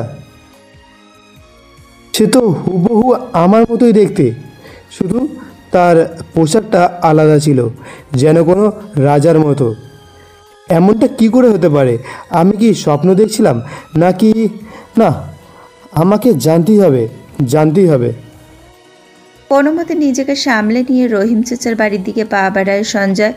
একবারও দীপিকার দিকে ফিরে তাকায় না সে। যত দ্রুত সম্ভব রহিম চাচার বাড়িতে পৌঁছানোর চেষ্টা করে সঞ্জয়। অন্যদিকে রহিম চাচা কোনো কাজে ব্যস্ত ছিলেন। তখনই সঞ্জয়কে ঘরে ঢুকতে দেখে বলেন, আসমান, তুই এখন এখানে? আর মাথাটা এভাবে ধরে রেখেছিস কেন? কি হয়েছে তোর? কে আমি রহিম চাচা? কি আমার পরিচয়? আমি কি তোমাদের আসমান, নাকি আমার অন্য কোনো নাম আছে? তুই হঠাৎ এইসব কথা বলছিস কেন? কারণ আছে রহিম চাচা, না হলে আজ এতদিন পরে আমি কি তোমাকে এই প্রশ্নগুলো করতাম? জানি না কেন বারবার মনে হচ্ছে আমি এখানকার কেউ না, আমি অনেক দূর থেকে এখানে এসেছি। তুমি তো বলেছিলে যে তুমি আমাকে জঙ্গলে পেয়েছো, আমি নাকি তোমাদের দূরের কোনো আত্মীয়। তুমি বলেছিলে আমাকে আমার পরিবারের কাছে নিয়ে যাবে, তাই না? আচ্ছা, আমার পরিবার কি এখনও এই গ্রামে এসে পৌঁছাতে পারেনি? বলো না রহিম চাচা। রহিম চাচা অবাক হয়ে তাকিয়ে থাকেন সঞ্জয়ের দিকে। তিনি জানতেন একদিন আসমান অর্থাৎ সঞ্জয়ের সব কিছু মনে পড়ে যাবে, কিন্তু আজকেই যে এমন কিছু হবে তা আশা করেননি তিনি। কি হলো, তুমি চুপ করে আছো কেন? বলো আমাকে। আমি তোমাকে সেদিন মিথ্যে বলেছিলাম আসমান। কি মিথ্যে বলেছিলে তুমি? হ্যাঁ, মিথ্যে বলেছিলাম যে আমি তোমাকে চিনি, আর সত্যিটা এটাই যে আমি জানি না তোমার আসল পরিচয় কী। তবে আমি তোমাকে এটুকু বলতে পারি যে তুমি আমাদের মতো সাধারণ কেউ না। আমরা তোমাকে সমুদ্র থেকে উদ্ধার করেছিলাম। তোমার অবস্থা খুব খারাপ ছিল, কিন্তু আল্লাহর অনেক মেহেরবানি যে তোমাকে আবার তোমার প্রাণ ফিরিয়ে দিতে পেরেছি। আমি ভেবেছিলাম তোমার জ্ঞান ফিরলে তোমাকে সব জানাবো, কিন্তু তোমার মাথার আঘাত বেশ গুরুতর ছিল। তাই সত্যিটা তখন জানালে হয়তো তুমি চিরদিনের জন্য নিজের স্মৃতি হারিয়ে ফেলতে। তবে আজ যখন তুমি জানতেই চাইছো, তখন তোমাকে তোমার অতীত সম্পর্কে কিছু বলতে না পারলেও কিছু দেখাতে অবশ্যই পারবো। নিজের কথা শেষ করে রহিম চাচা ঘরের ভেতর থেকে একটা পুরনো বক্সের মধ্যে থেকে কিছু জামা কাপড় এবং একটি আংটি বের করে আনেন। এরপর সেগুলো সঞ্জয়ের হাতে দিয়ে বলেন, যখন আমরা তোমাকে সমুদ্র থেকে উদ্ধার করি তখন তুমি এই পোশাকটাই পরেছিলে, আর এই আংটিটা তোমার আঙুলে ছিল। আমি এটা এমন কোনো দিনের জন্যই যত্ন করে রেখে দিয়েছিলাম। সঞ্জয় কাঁপা কাঁপা হাতে আংটিটা ধরে। রহিম চাচার দেওয়া সেই জিনিসগুলো ভীষণ চেনা মনে হয় তার। ঠিক তখনই একটু একটু করে পুরনো সব কিছু মনে পড়তে থাকে সঞ্জয়ের। এই আংটিটা তো প্রিয়াঙ্কা আমাকে দিয়েছিল। এক দৃষ্টিতে এই আংটিটার দিকে তাকিয়ে থাকা সঞ্জয় পৌঁছে যায় অতীতে। তার চোখের সামনে ভেসে ওঠে ছোটবেলার একটি দৃশ্য, যেখানে ছোট্ট সঞ্জয় একটি ঘোড়াকে ভালোবেসে কিছু ঘাস খাওয়াচ্ছে। তখনই একটি বাচ্চা মেয়ে তার দিকে ছুটে আসে এবং সে হলো প্রিয়াঙ্কা। সঞ্জয়, সঞ্জয়, আমি এসে গেছি। আরে প্রিয়াঙ্কা, তুমি এখানে কি করছো? আমিও আজ তোমার মতো করে ঘোড়া চালাবো শিখবো। না না প্রিয়াঙ্কা, তোমার আঘাত লাগতে পারে। না, আমি কোনো কথা শুনবো না। আমিও তোমার মতো ঘোড়া চালাবো। তুমি আমাকে ঘোড়া চালানো না শেখালে আমি কিন্তু আর কোনো দিন তোমার সাথে কথাই বলবো না, বুঝেছো তুমি? ঠিক আছে, তুমি যখন চাইছো আমি তোমাকে বাধা দেব না। সঞ্জয় প্রিয়াঙ্কার কথার কাছে ইচ্ছে করেই হার মেনে নেয়। কোনোভাবেই সে প্রিয়াঙ্কাকে কষ্ট দিতে পারবে না, তাই তার যা করতে ইচ্ছে করে করবে, তাতেই সঞ্জয় তাকে সাহায্য করবে। তাদের থেকে কিছুটা দূরে দাঁড়িয়েছিল বাহাদুর চাচা। সঞ্জয় ওনার উদ্দেশ্যে বলল, বাহাদুর চাচা, তুমি প্রিয়াঙ্কার সাথে থেকো, দেখো যেন ওর কোনোভাবে আঘাত না লাগে। অবশ্যই রাজকুমার। এরপর তিনি প্রিয়াঙ্কাকে ঘোড়ার ওপর বসিয়ে দেন। ঘোড়াটি প্রিয়াঙ্কাকে সাথে নিয়ে সামনের দিকে চলতে শুরু করে, কিন্তু হঠাৎই ঘোড়াটি খুব জোরে এইদিক ওইদিক দৌড়াতে শুরু করে। প্রিয়াঙ্কা তাল সামলাতে না পেরে মাটির দিকে পড়ে যেতে থাকে। ভয়ে চিৎকার করে চোখ বন্ধ করে নেয় সে, কিন্তু তার মনে হয় যেন কেউ তাকে শক্ত করে ধরে রেখেছে। প্রিয়াঙ্কা চোখ খুলে সঞ্জয়কে দেখতে পায়। তুমি ঠিক আছো তো প্রিয়াঙ্কা? প্রিয়াঙ্কা ধীরে ধীরে মাথা নাড়ায়। এরপরে সে সঞ্জয়ের জামাতে লেগে থাকা রক্তের দাগ দেখতে পায়। প্রিয়াঙ্কা বুঝতে পারে তাকে বাঁচাতে গিয়ে সঞ্জয় আঘাত পেয়েছে। চিন্তিত গলায় সে বলে, এ কি, তোমার তো আঘাত লেগেছে, রক্ত বেরোচ্ছে। চলো আমি তোমাকে ওষুধ লাগিয়ে দিই।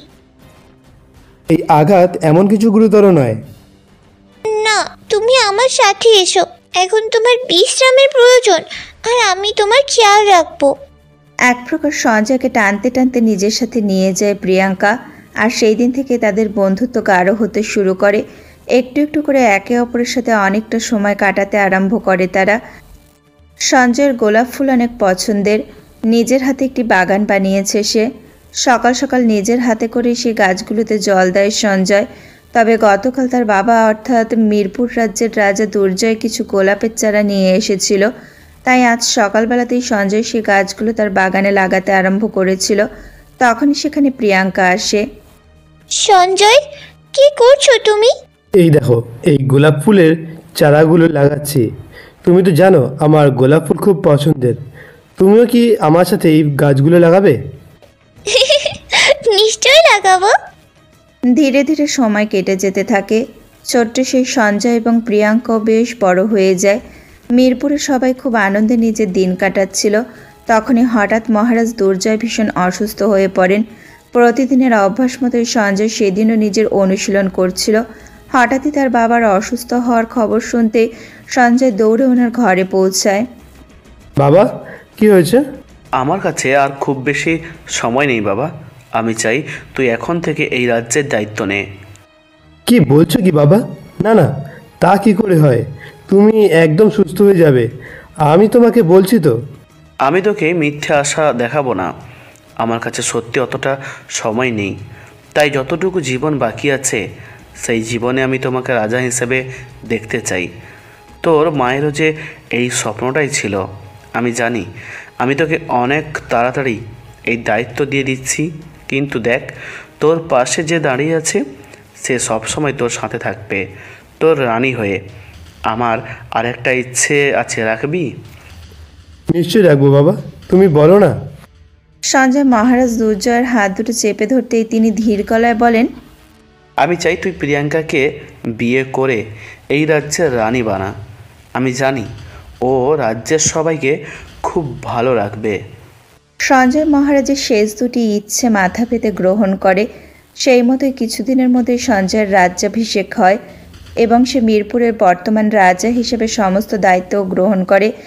যদিও সঞ্জয় মহারাজের প্রথম ইচ্ছেটা পূরণ করতে পারে, তবে দ্বিতীয় স্বপ্নটা পূরণের আগে তিনি মারা যান। সঞ্জয় খুব ভেঙে পড়ে। সে কোন ছোটবেলায় নিজের মাকে হারিয়েছে সে। তারপর থেকে তার বাবাই তার সমস্ত কিছু ছিল, কিন্তু তিনিও মারা যাওয়ার পর সঞ্জয় খুব একা হয়ে যায়। তবে সে হাঁটতে শেখেনি, তাই খুব তাড়াতাড়ি সমস্ত কষ্টকে কাটিয়ে এই রাজ্যের এক শক্তিশালী রাজা হিসাবে নিজেকে প্রমাণ করে সঞ্জয়। আমি বেশ কিছুদিনের জন্যই অন্য রাজ্যে যাচ্ছি। ততদিন আমি চাই এই রাজ্যের দেখাশোনা তুমি করবে আরিয়া। তার সাথে তুমি প্রিয়াঙ্কারও খেয়াল রাখবে। আশা করব তুমি আমাকে নিরাশা করবে না। সঞ্জয় এভাবেই মাঝে মাঝে অন্যান্য রাজ্যে গিয়ে সেখানকার রাজাদের সাথে নানান বিষয় নিয়ে আলোচনায় বসে, যাতে সে নিজের রাজ্যকে আরও শক্তিশালী করে তুলতে পারে। তার অবর্তমানে সেই রাজ্যের দায়িত্ব সে দিয়ে যায় তার রাজ্যের সেনাপতি আরিয়ার ওপর। সে তার সবচেয়ে বিশ্বাসের। এবারেও তাই তার ওপরেই নিজের রাজ্যের দায়িত্ব দিয়ে সঞ্জয় বেরিয়ে পড়ে অন্যান্য রাজ্য ভ্রমণের জন্য। এবারের উদ্দেশ্য তার বিয়ের নিমন্ত্রণ। খুব তাড়াতাড়ি সে তার এতদিনের ভালোবাসার মানুষকে বিয়ে করতে চলেছে। ঠিক সময় মতো সকল অতিথিদের নিমন্ত্রণ জানিয়ে সে ফিরে আসে নিজের রাজ্যে। আজ সঞ্জয় এবং প্রিয়াঙ্কার আশীর্বাদ। সকাল থেকেই মিরপুরে উৎসব শুরু হয়ে গেছে। একটু পরে আশীর্বাদের লগ্ন শুরু হয়ে যাবে। সঞ্জয় ইতিমধ্যে তৈরি হয়ে নিয়েছে আজকের অনুষ্ঠানের জন্য। প্রিয়াঙ্কাও সেজে উঠে রানীর মতো। তাই তো তাকে আনতে গিয়ে সঞ্জয় এতটাই অবাক হয়ে গিয়েছিল যে সমস্ত কিছু ভুলেই গিয়েছিল। অবশেষে প্রিয়াঙ্কাই তাকে সেই ঘোরের মধ্যে থেকে বের করে আনে, আর তারা পা বাড়ায় রাজমন্দিরের দিকে। সেনাপতি আরিয়া তাদের আসতে দেখে বলে ওঠে, মহারাজ সঞ্জয় ও হবু মহারানী প্রিয়াঙ্কা আসছেন। সবাই উঠে দাঁড়িয়ে ওনাদের স্বাগত জানান। সকলে নিজের জায়গা থেকে উঠে দাঁড়িয়ে তাদের সম্মান জানালো। সঞ্জয় তাদের উদ্দেশ্যে বলে, আপনাদের সবাইকে অনেক ধন্যবাদ আজকে এই শুভ দিনে আমাদের পাশে থাকার জন্য। সময় তো হয়ে গেছে মহারাজ, তাহলে এবার আশীর্বাদ শুরু করা যাক। অবশ্যই রাজগুরুদেব, আমি চাই আমাদের সবার প্রথমে আপনি আশীর্বাদ করুন। রাজপুরোহিত যেইমাত্র আশীর্বাদের অনুষ্ঠান শুরু করতেই যাচ্ছিল, ঠিক সেই মুহূর্তে একজন রক্ষী সেখানে উপস্থিত হয়ে বলে উঠল, মহারাজ, জলদস্যুরা আমাদের রাজ্যে আক্রমণ করেছে। কি বলছো? এখন এই মুহূর্তে? তারা আমাদের কেন আক্রমণ করবে? না না, তাদেরকে আটকাতেই হবে। সেনাপতি তৈরি হও, তারা যেন কোনোভাবেই রানীর কক্ষে না যেতে পারে। প্রিয়াঙ্কা, তুমি আমার সাথে আসো। সঞ্জয় প্রিয়াঙ্কার হাত ধরে সোজা একটি গোপন কক্ষের দিকে এগিয়ে যায়। এরপর তাকে সে ঘরের ভেতরে এনে সঞ্জয় শক্ত করে তার হাত ধরে বলে, আমাকে যেতে হবে প্রিয়াঙ্কা, তবে তুমি কিন্তু এখান থেকে এক পাও নড়বে না, বুঝেছো? তুমি এখানেই সব থেকে নিরাপদ। না, আমি তোমাকে কিছুতেই যেতে দেব না সঞ্জয়। আমার কিছু হবে না প্রিয়াঙ্কা, তুমি একদম চিন্তা করবে না, আমি একটু পরেই ফিরে আসব। প্রিয়াঙ্কাকে কোনোভাবে শান্ত করে সঞ্জয় ফিরে আসে, যদিও তার মন সেই দিকেই পড়েছিল, কিন্তু এখন আগে এই রাজ্যকে তাকে বাঁচাতে হবে। চারিদিকে সবাই তখন লড়তে ব্যস্ত। সঞ্জয় নিজের তলোয়ার হাতে ধরে লড়াই শুরু করে, কিন্তু আজ তার রাজ্যের বেশিরভাগ সৈন্যকেই তার বিরুদ্ধে লড়তে দেখে সঞ্জয় অবাক হয়ে যায়। তবুও সে লড়ে, কিন্তু জলদস্যুরা ততক্ষণে রাজ সম্পত্তি নিয়ে এগিয়ে যেতে শুরু করেছে জাহাজের দিকে। সঞ্জয় আর কোনো উপায় না দেখে আরিয়ার সাথে সেই জাহাজের দিকে যেতে আরম্ভ করে। সেই জাহাজের মধ্যে পৌঁছে তারা সেখানে লুকিয়ে থাকে, কিন্তু বেশিক্ষণ সঞ্জয় নিজেকে আটকে রাখতে পারে না, কারণ জাহাজের মধ্যে গভীর সমুদ্রে যেতে আরম্ভ করেছিল। আর বেশিক্ষণ সেখানে দাঁড়িয়ে থাকলে সঞ্জয় তার সব ধন সম্পত্তি হারিয়ে ফেলবে। তাই সে তাদের সাথে লড়াই করার সিদ্ধান্ত নেয়, কিন্তু তখনই আরিয়া তার সাথে বিশ্বাসঘাতকতা করে।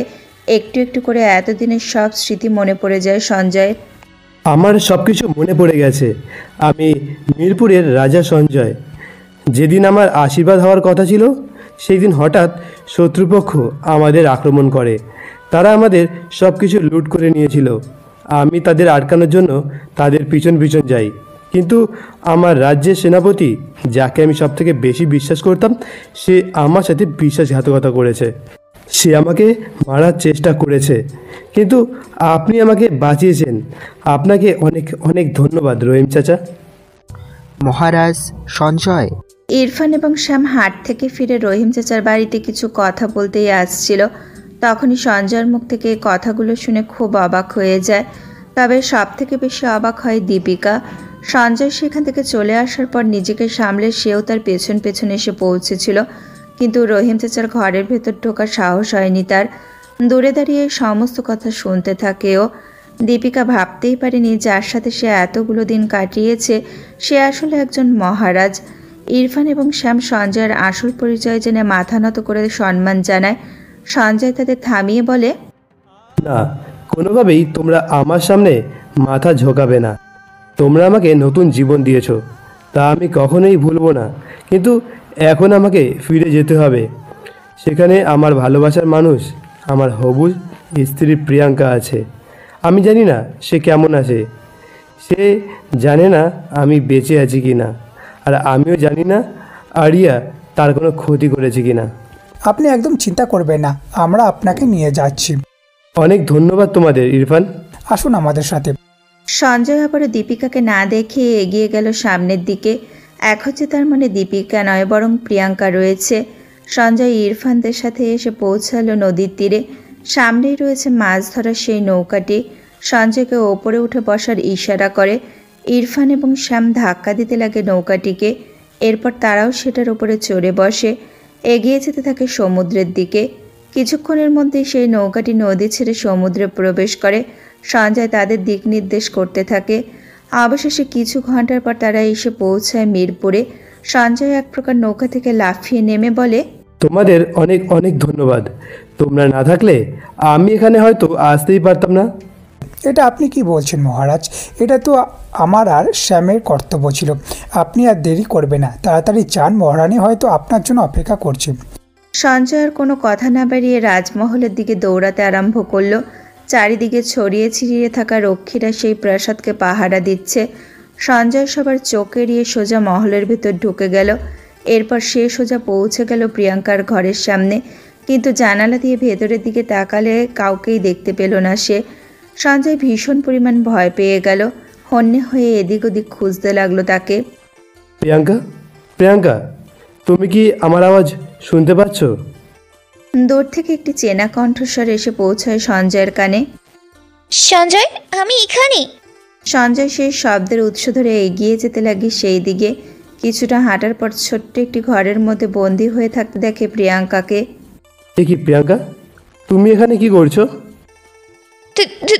তুমি বেঁচে আছো সঞ্জয়? আমি ভেবেছিলাম যে আমি তোমাকে হারিয়ে ফেলেছি। আমাকে তোমার সাথে নিয়ে চলো সঞ্জয়। আমি এখানে একদম ভালো নেই, একদম না। চিন্তা করো না প্রিয়াঙ্কা, আমি তোমাকে নিশ্চয়ই এই ঘর থেকে বার করব। আমি এসে গেছি, আর তোমাকে এখানে থাকতে হবে না। জানালার গড়াদের ফাঁক দিয়ে সঞ্জয় প্রিয়াঙ্কার হাতগুলো আলতো করে চেপে ধরে তাকে আশ্বাস দেয় যেভাবেই হোক তাকে প্রিয়াঙ্কাকে এই ঘরটি থেকে বের করতেই হবে। সঞ্জয় দরজার দিকে তাকাতেই সেখানে তালা ঝুলতে থাকতে দেখে। কোনোভাবেই সেই তালাটিকে তাকে খুলতেই হবে। এইদিক ওইদিক ভালো করে খুঁজতেই একটি লোহার লাঠি দেখতে পায় সঞ্জয়। সেইটিকে হাতে নিয়ে তালাটি ভাঙার চেষ্টা করে সে। অবশ্য কয়েকবার চেষ্টাতেই তালাটা খুলে মাটিতে পড়ে যায়। সঞ্জয়ের এক মুহূর্ত দেরি না করে দরজাটি খুলে ভেতরে ঢুকে যায়। এরপর সে দৌড়ে প্রিয়াঙ্কার কাছে গিয়ে তাকে জড়িয়ে ধরে বলে, এই তো আমি এসে গেছি, আর একটু ভয় পাবে না তুমি। আমি তোমাকে এখান থেকে সঞ্জয় নিজের কথা শেষ করতে পারার আগে আবারও কেউ ঠিক সেই দিনের মতোই তার মাথায় আঘাত করলো। মাটিতে পড়ে গেল সে। ধীরে ধীরে চোখের সামনে সব কিছু অন্ধকার হয়ে গেল। এরপর যখন সঞ্জয়ের জ্ঞান ফিরল তখন নিজেকে কারাগারের মধ্যে দেখতে পেল সে।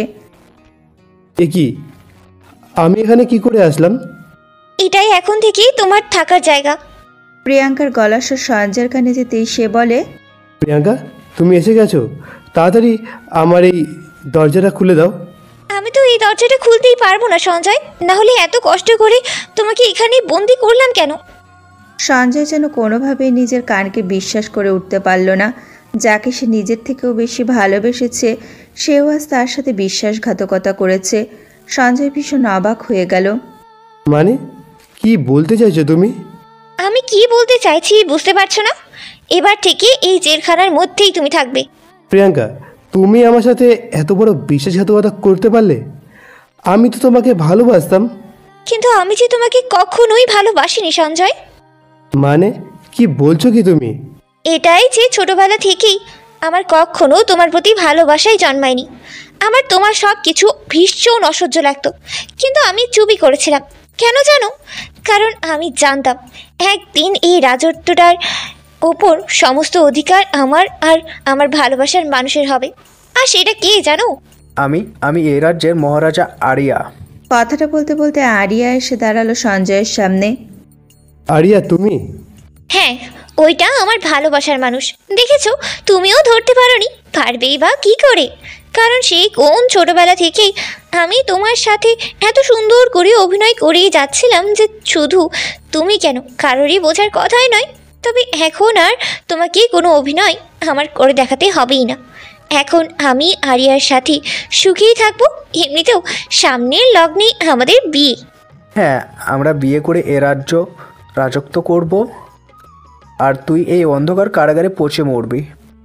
তোমাকে আমি ছাড়বো না আরিয়া। চিৎকার করে কোনো লাভ নেই, তুই কিছু করতে পারবি না।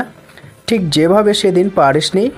তুই কি ভেবেছিলি সব কিছু শুধু আমার পরিকল্পনা ছিল? না, আমার সাথে প্রিয়াঙ্কাও ছিল। হ্যাঁ, আমি আরিয়াকে বলেছিলাম শত্রুপক্ষের সাথে হাত মেলাতে। সেই মতো ও এই রাজ্যের সমস্ত রক্ষী আর বেশিরভাগ সেনাকে টাকার লোভ দেখিয়ে কিনে নেয়।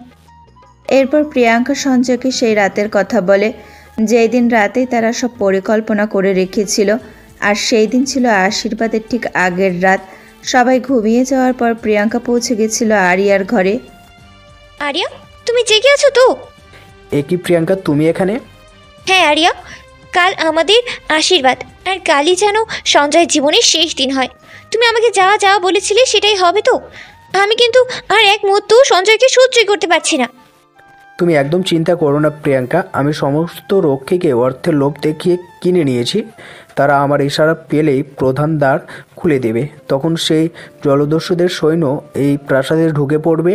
কিন্তু আমি ওকে এখানে মারবো না, বরং এই রাজ্য থেকে দূরে কোথাও নিয়ে গিয়ে মারবো।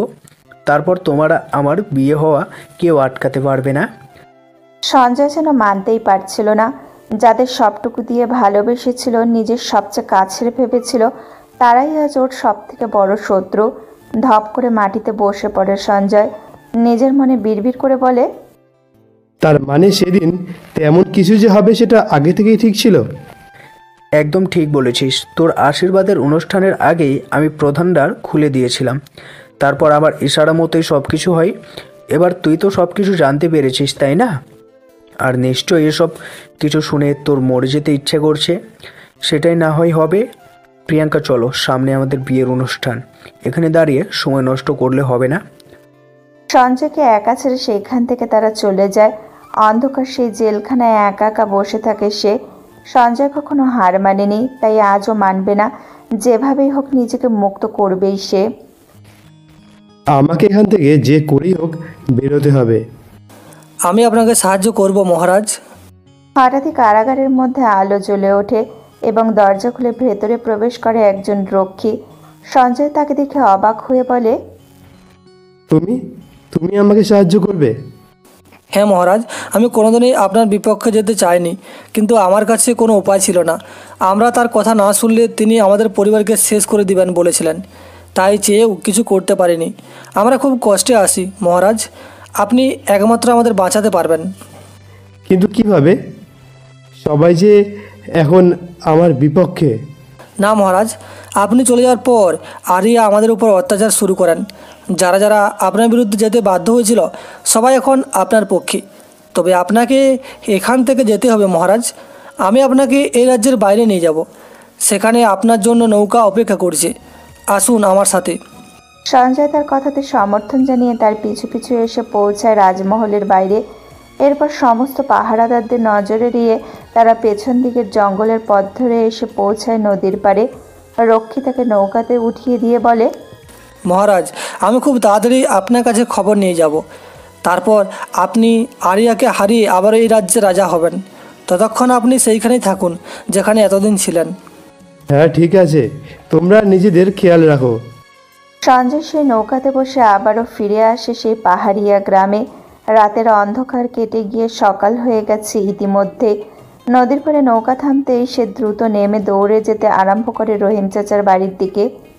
রহিম চাচা? সঞ্জয়কে সে মুহূর্তে সেখানে দেখে রহিম চাচারা খুবই অবাক হয়ে যায়। মহারাজ, সঞ্জয় আপনি এখানে? হ্যাঁ চাচা, অনেক বড় সমস্যা হয়ে গেছে। এরপর সঞ্জয় তাদের সামনে পুরো ঘটনাটি তুলে ধরতে সবাই খুব অবাক হয়ে যায়। ইরফান বলে ওঠে, কি বলছেন কি আপনি? এত বড় বিশ্বাসঘাতকতা করেছে আপনার সাথে? না ইরফান, এখন সেই রাজ্য আমার আছে না, সেই রাজ্যের রাজা আমি আছি। তাহলে আপনি লড়বেন কিভাবে? এবার আমি আর সেই রাজ্যের রাজা হয়ে লড়ব না। তাহলে কি হিসেবে লড়বে বাবা? তোমাদের আসমান হয়ে। তোমরা আমার সাথে থাকবে তো? আমরা সব সময় সাথে আছি বাবা। রহিম চাচা নিজের কথা শেষ করার সাথেই দীপিকার গলার স্বর ভেসে এলো সঞ্জয়ের কানে। তুমি আমাকে ডেকেছিলে রহিম চাচা? হ্যাঁ মা, আয় তো, এই দেখ কে এসেছে।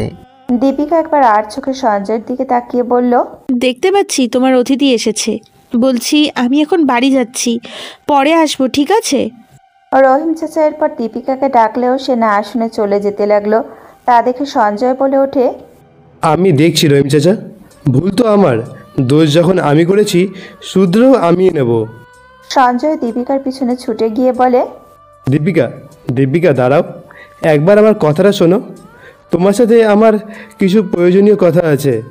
আমার মতন একজন সাধারণ মেয়ের কাছে আপনার কি প্রয়োজন থাকতে পারে? আমার প্রয়োজন যে তুমি দীপিকা। আমি যে ভুল মানুষকে ভালোবেসে ফিরে গেছিলাম।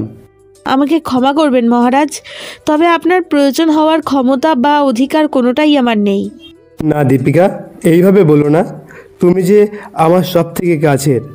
আমি জানি তুমি হয়তো আমাকে কখনোই ক্ষমা করতে পারবে না, তাও আমি আজ তোমার কাছে ক্ষমা চাইব দীপিকা। আমি জানি আমি ভুল করেছি, অনেক বড় ভুল করেছি। না তো, ভুল আপনি কিছুই করেননি, ভুল তো আমি করেছি। আমি ভুল আশা নিয়ে বসেছিলাম। আমি ভুলেই গেছিলাম আপনার অন্য একটা জীবন আছে। সে জীবনে হয়তো আমি কেউ না। আপনি ফিরে যান সঞ্জয়, আমার কথা আপনাকে ভাবতেও হবে না। আপনার এত বড় রাজ্য আছে, এত লোক, তারা সবাই আপনার জন্য অপেক্ষা করছে। আর আমার কাছে আপনাকে ক্ষমা চাইতে হবে না। আমি এত বড় কেউ না যে আপনাকে ক্ষমা করতে পারবো। আমি খুবই সামান্য একজন। আপনার মতন একজন রাজার আমার মতন এমন একজনের কাছে এইসব কথা বলা একদম মানায় না। দীপিকার গলা কেঁপে ওঠে। চোখের কোণ থেকে গড়িয়ে পড়া জলকে মুছে সে বলে, দেখুন, আপনি বিয়ে করতে চলেছেন, তার জন্য আপনাকে অনেক শুভেচ্ছা। আমার সেই কথাগুলো ভুলে যান। নিজের কথা শেষ করে দীপিকা আর এক মুহূর্ত সেখানে দাঁড়ায় না। সঞ্জয় তাকে থামাতে চায়, দীপিকা দাঁড়াও। কিন্তু দীপিকা তার কোনো কথাই শোনে না। সঞ্জয় অসহায়ের মতো ওর যাওয়ার দিকে তাকিয়ে থাকলো। রহিম চাচা ওর কাঁধে হাত রেখে বলে, চিন্তা করো না আসমান, ও ঠিক একদিন সব কিছু বুঝবে। ওকে বুঝতেই হবে রহিম চাচা, আমি ওকে বুঝাবো। এরপর থেকে প্রতিদিন প্রতি মুহূর্ত সঞ্জয় চেষ্টা করে দীপিকাকে বোঝানোর। এক প্রকার খাওয়া দাওয়া ছেড়ে সে দাঁড়িয়ে থাকে শুধুমাত্র দীপিকার সাথে একটু কথা বলার জন্য, কিন্তু দীপিকা তার দিকে ফিরেও তাকায় না। সে জানে একবার সঞ্জয়ের দিকে তাকালে সে নিজেকে আটকাতে পারবে না, তাই সে দিনের বেশিটা সময় সেই বাগানে কাটায় যেখানে তার অনেক স্মৃতি রয়েছে। আজও দীপিকা একা একা সেইখানেই বসেছিল, তখনই সেখানে রহিম চাচা আসেন। দীপিকা, মা, কিরে এখানে একা একা বসে আছিস? কিছু না রহিম চাচা, তুমি এখানে? তোর সাথে কথা বলতে এলাম। আচ্ছা, সত্যি তুই আসমানকে ক্ষমা করতে পারবি না? উনি আসবেন না রহিম চাচা, ওনার নাম তো সঞ্জয়। কিন্তু সে যে চায় তুই তাকে আসমান বলেই ডাক। চাইলেই কি আর সব কিছু হয়? না, হয় না, কিন্তু চাইতে তো কোনো ক্ষতি নেই, তাই না? আমাকে একটা কথা বল দেখি মা, সত্যি কি আসমানের দোষ আছে? আসমান তো তোকে ভালোবেসেছে, কিন্তু সঞ্জয় ভালোবেসেছিল প্রিয়াঙ্কাকে, যে ওর সব কিছু কেড়ে নিয়েছে। না, আজকে ওর নিজের রাজ্যে আছে, আর না নিজের কেউ। আমরাই তো ওর একমাত্র আপন। এখন তুই যদি ওর থেকে মুখ ফিরিয়ে নিস, ও যে হেরে যাবে। তুই পারবি তো ওকে হেরে যেতে দেখতে? না, আমি কখনো চাই না উনি হেরে যাক। তাহলে ফিরে যা মা, ফিরে যা ওর কাছে। দেখ, ও এসেছে। দীপিকা রহিম চাচার কথা শুনে সামনের দিকে তাকাতেই সঞ্জয়কে দাঁড়িয়ে থাকতে দেখল, আর নিজেকে আটকাতে পারল না। দীপিকা ছুটে গিয়ে সঞ্জয়কে জড়িয়ে ধরল। সঞ্জয় ওকে শক্ত করে জড়িয়ে ধরে ওর মাথায় হাত বুলিয়ে দিতে দিতে বলল, আমি জানি আমি একদম ভালো না, আমি তোমার চোখের জল দেখতে পাইনি। যাওয়ার আগে আমি একবারও তোমার দিকে ফিরেও তাকাইনি। আমি তোমার ভালোবাসা পাওয়ার যোগ্য না দীপিকা। কথাগুলো বলতে বলতে সঞ্জয়ের চোখ থেকে অশ্রু গড়িয়ে পড়ল গালের ওপর। দীপিকা সযত্নে তা মুছিয়ে দিয়ে তার ঠোঁটের ওপর নিজের একটি আঙুল রেখে বলল, আমাকে ভালোবাসার যোগ্য যদি কেউ হয়ে থাকে তাহলে সেটা শুধুমাত্র তুমি আসমান। আমি তোমার উপর একটুও রাগ করে নেই। হ্যাঁ, তখন অভিমান হয়েছিল, তাই হয়তো তোমার থেকে দূরে সরে যাওয়ার চেষ্টা করেছিলাম, কিন্তু আমি বুঝেছি অভিমান মানে দূরে সরে যাওয়া নয়, বরং তাকে কাছে টেনে তাকে জড়িয়ে ধরে তাকে অনুভব করা। তাই আমি ভেবেছি আজ থেকে কখনো যদি অভিমান হয় তাহলে তোমার থেকে আমি আর কখনো দূরে সরে যাব না, কখনো তোমার সাথে কথা বলা বন্ধ করে দেব না, বরং আমার মনে সেই সময় যা যা চলবে সব তোমাকে বলবো আসমান। আমার কথা শুনবে তো? নিশ্চয় শুনবো, আমি যে তোমারই দীপিকা, কি করে না শুনে থাকবো বলো। দীপিকা সঞ্জয়কে জড়িয়ে তার বুকে মাথা রাখে। সঞ্জয় দীপিকার কপালে ভালোবাসা মাখা ঠোঁট ছুঁয়ে তাকে নিজের সাথে জড়িয়ে রাখে। তখনই দূর থেকে ইরফান মিরপুর রাজ্যের রক্ষীকে নিয়ে সেখানে এসে পৌঁছায়। আসমান, উনি তোমাকে কিছু বলতে চান, তাই আমি এখানেই নিয়ে চলে আসলাম। মিরপুরের সেই রক্ষীকে সেখানে দেখে সঞ্জয় নিজেকে দীপিকার থেকে কিছু সরিয়ে নিয়ে দাঁড় করায়। এরপর সে সামনের দিকে এগিয়ে এলে সঞ্জয় কিছুটা অবাক হয়ে বলে, তুমি এখানে এই সময়? হ্যাঁ মহারাজ, খবর আছে। সেই জলদস্যুরা যারা আমাদের রাজ্য আক্রমণ করেছিল তারা পাশের গ্রামেই থাকি। আমি খবর নিয়েছি, এখন মনে হয় কোথাও গেছে, তবে 1-2 দিনের মধ্যেই ফিরে আসতে পারে। তাহলে তো আমাদের এক্ষুনি সেখানে যাওয়া উচিত। না, আমি তোমাকে যেতে দেব না, আবারও যদি কিছু হয়। দীপিকা সঞ্জয়ের হাত শক্ত করে ধরে। সঞ্জয় আলতো করে নিজের হাত ওর গালের ওপর রেখে বলে, আমার কিছু হবে না দীপিকা, তুমি শোনোনি ওনারা সেখানে নেই। আমি যাব, গিয়ে সমস্ত সম্পত্তিগুলো ফেরত নিয়ে আসব। তুমি একদম চিন্তা করো না। আমিও তোমার সাথে যাব আসমান। না দীপিকা, তোমার গায়ে সামান্য আঘাত লাগলেও যে আমি নিজেকে সামলাতে পারবো না।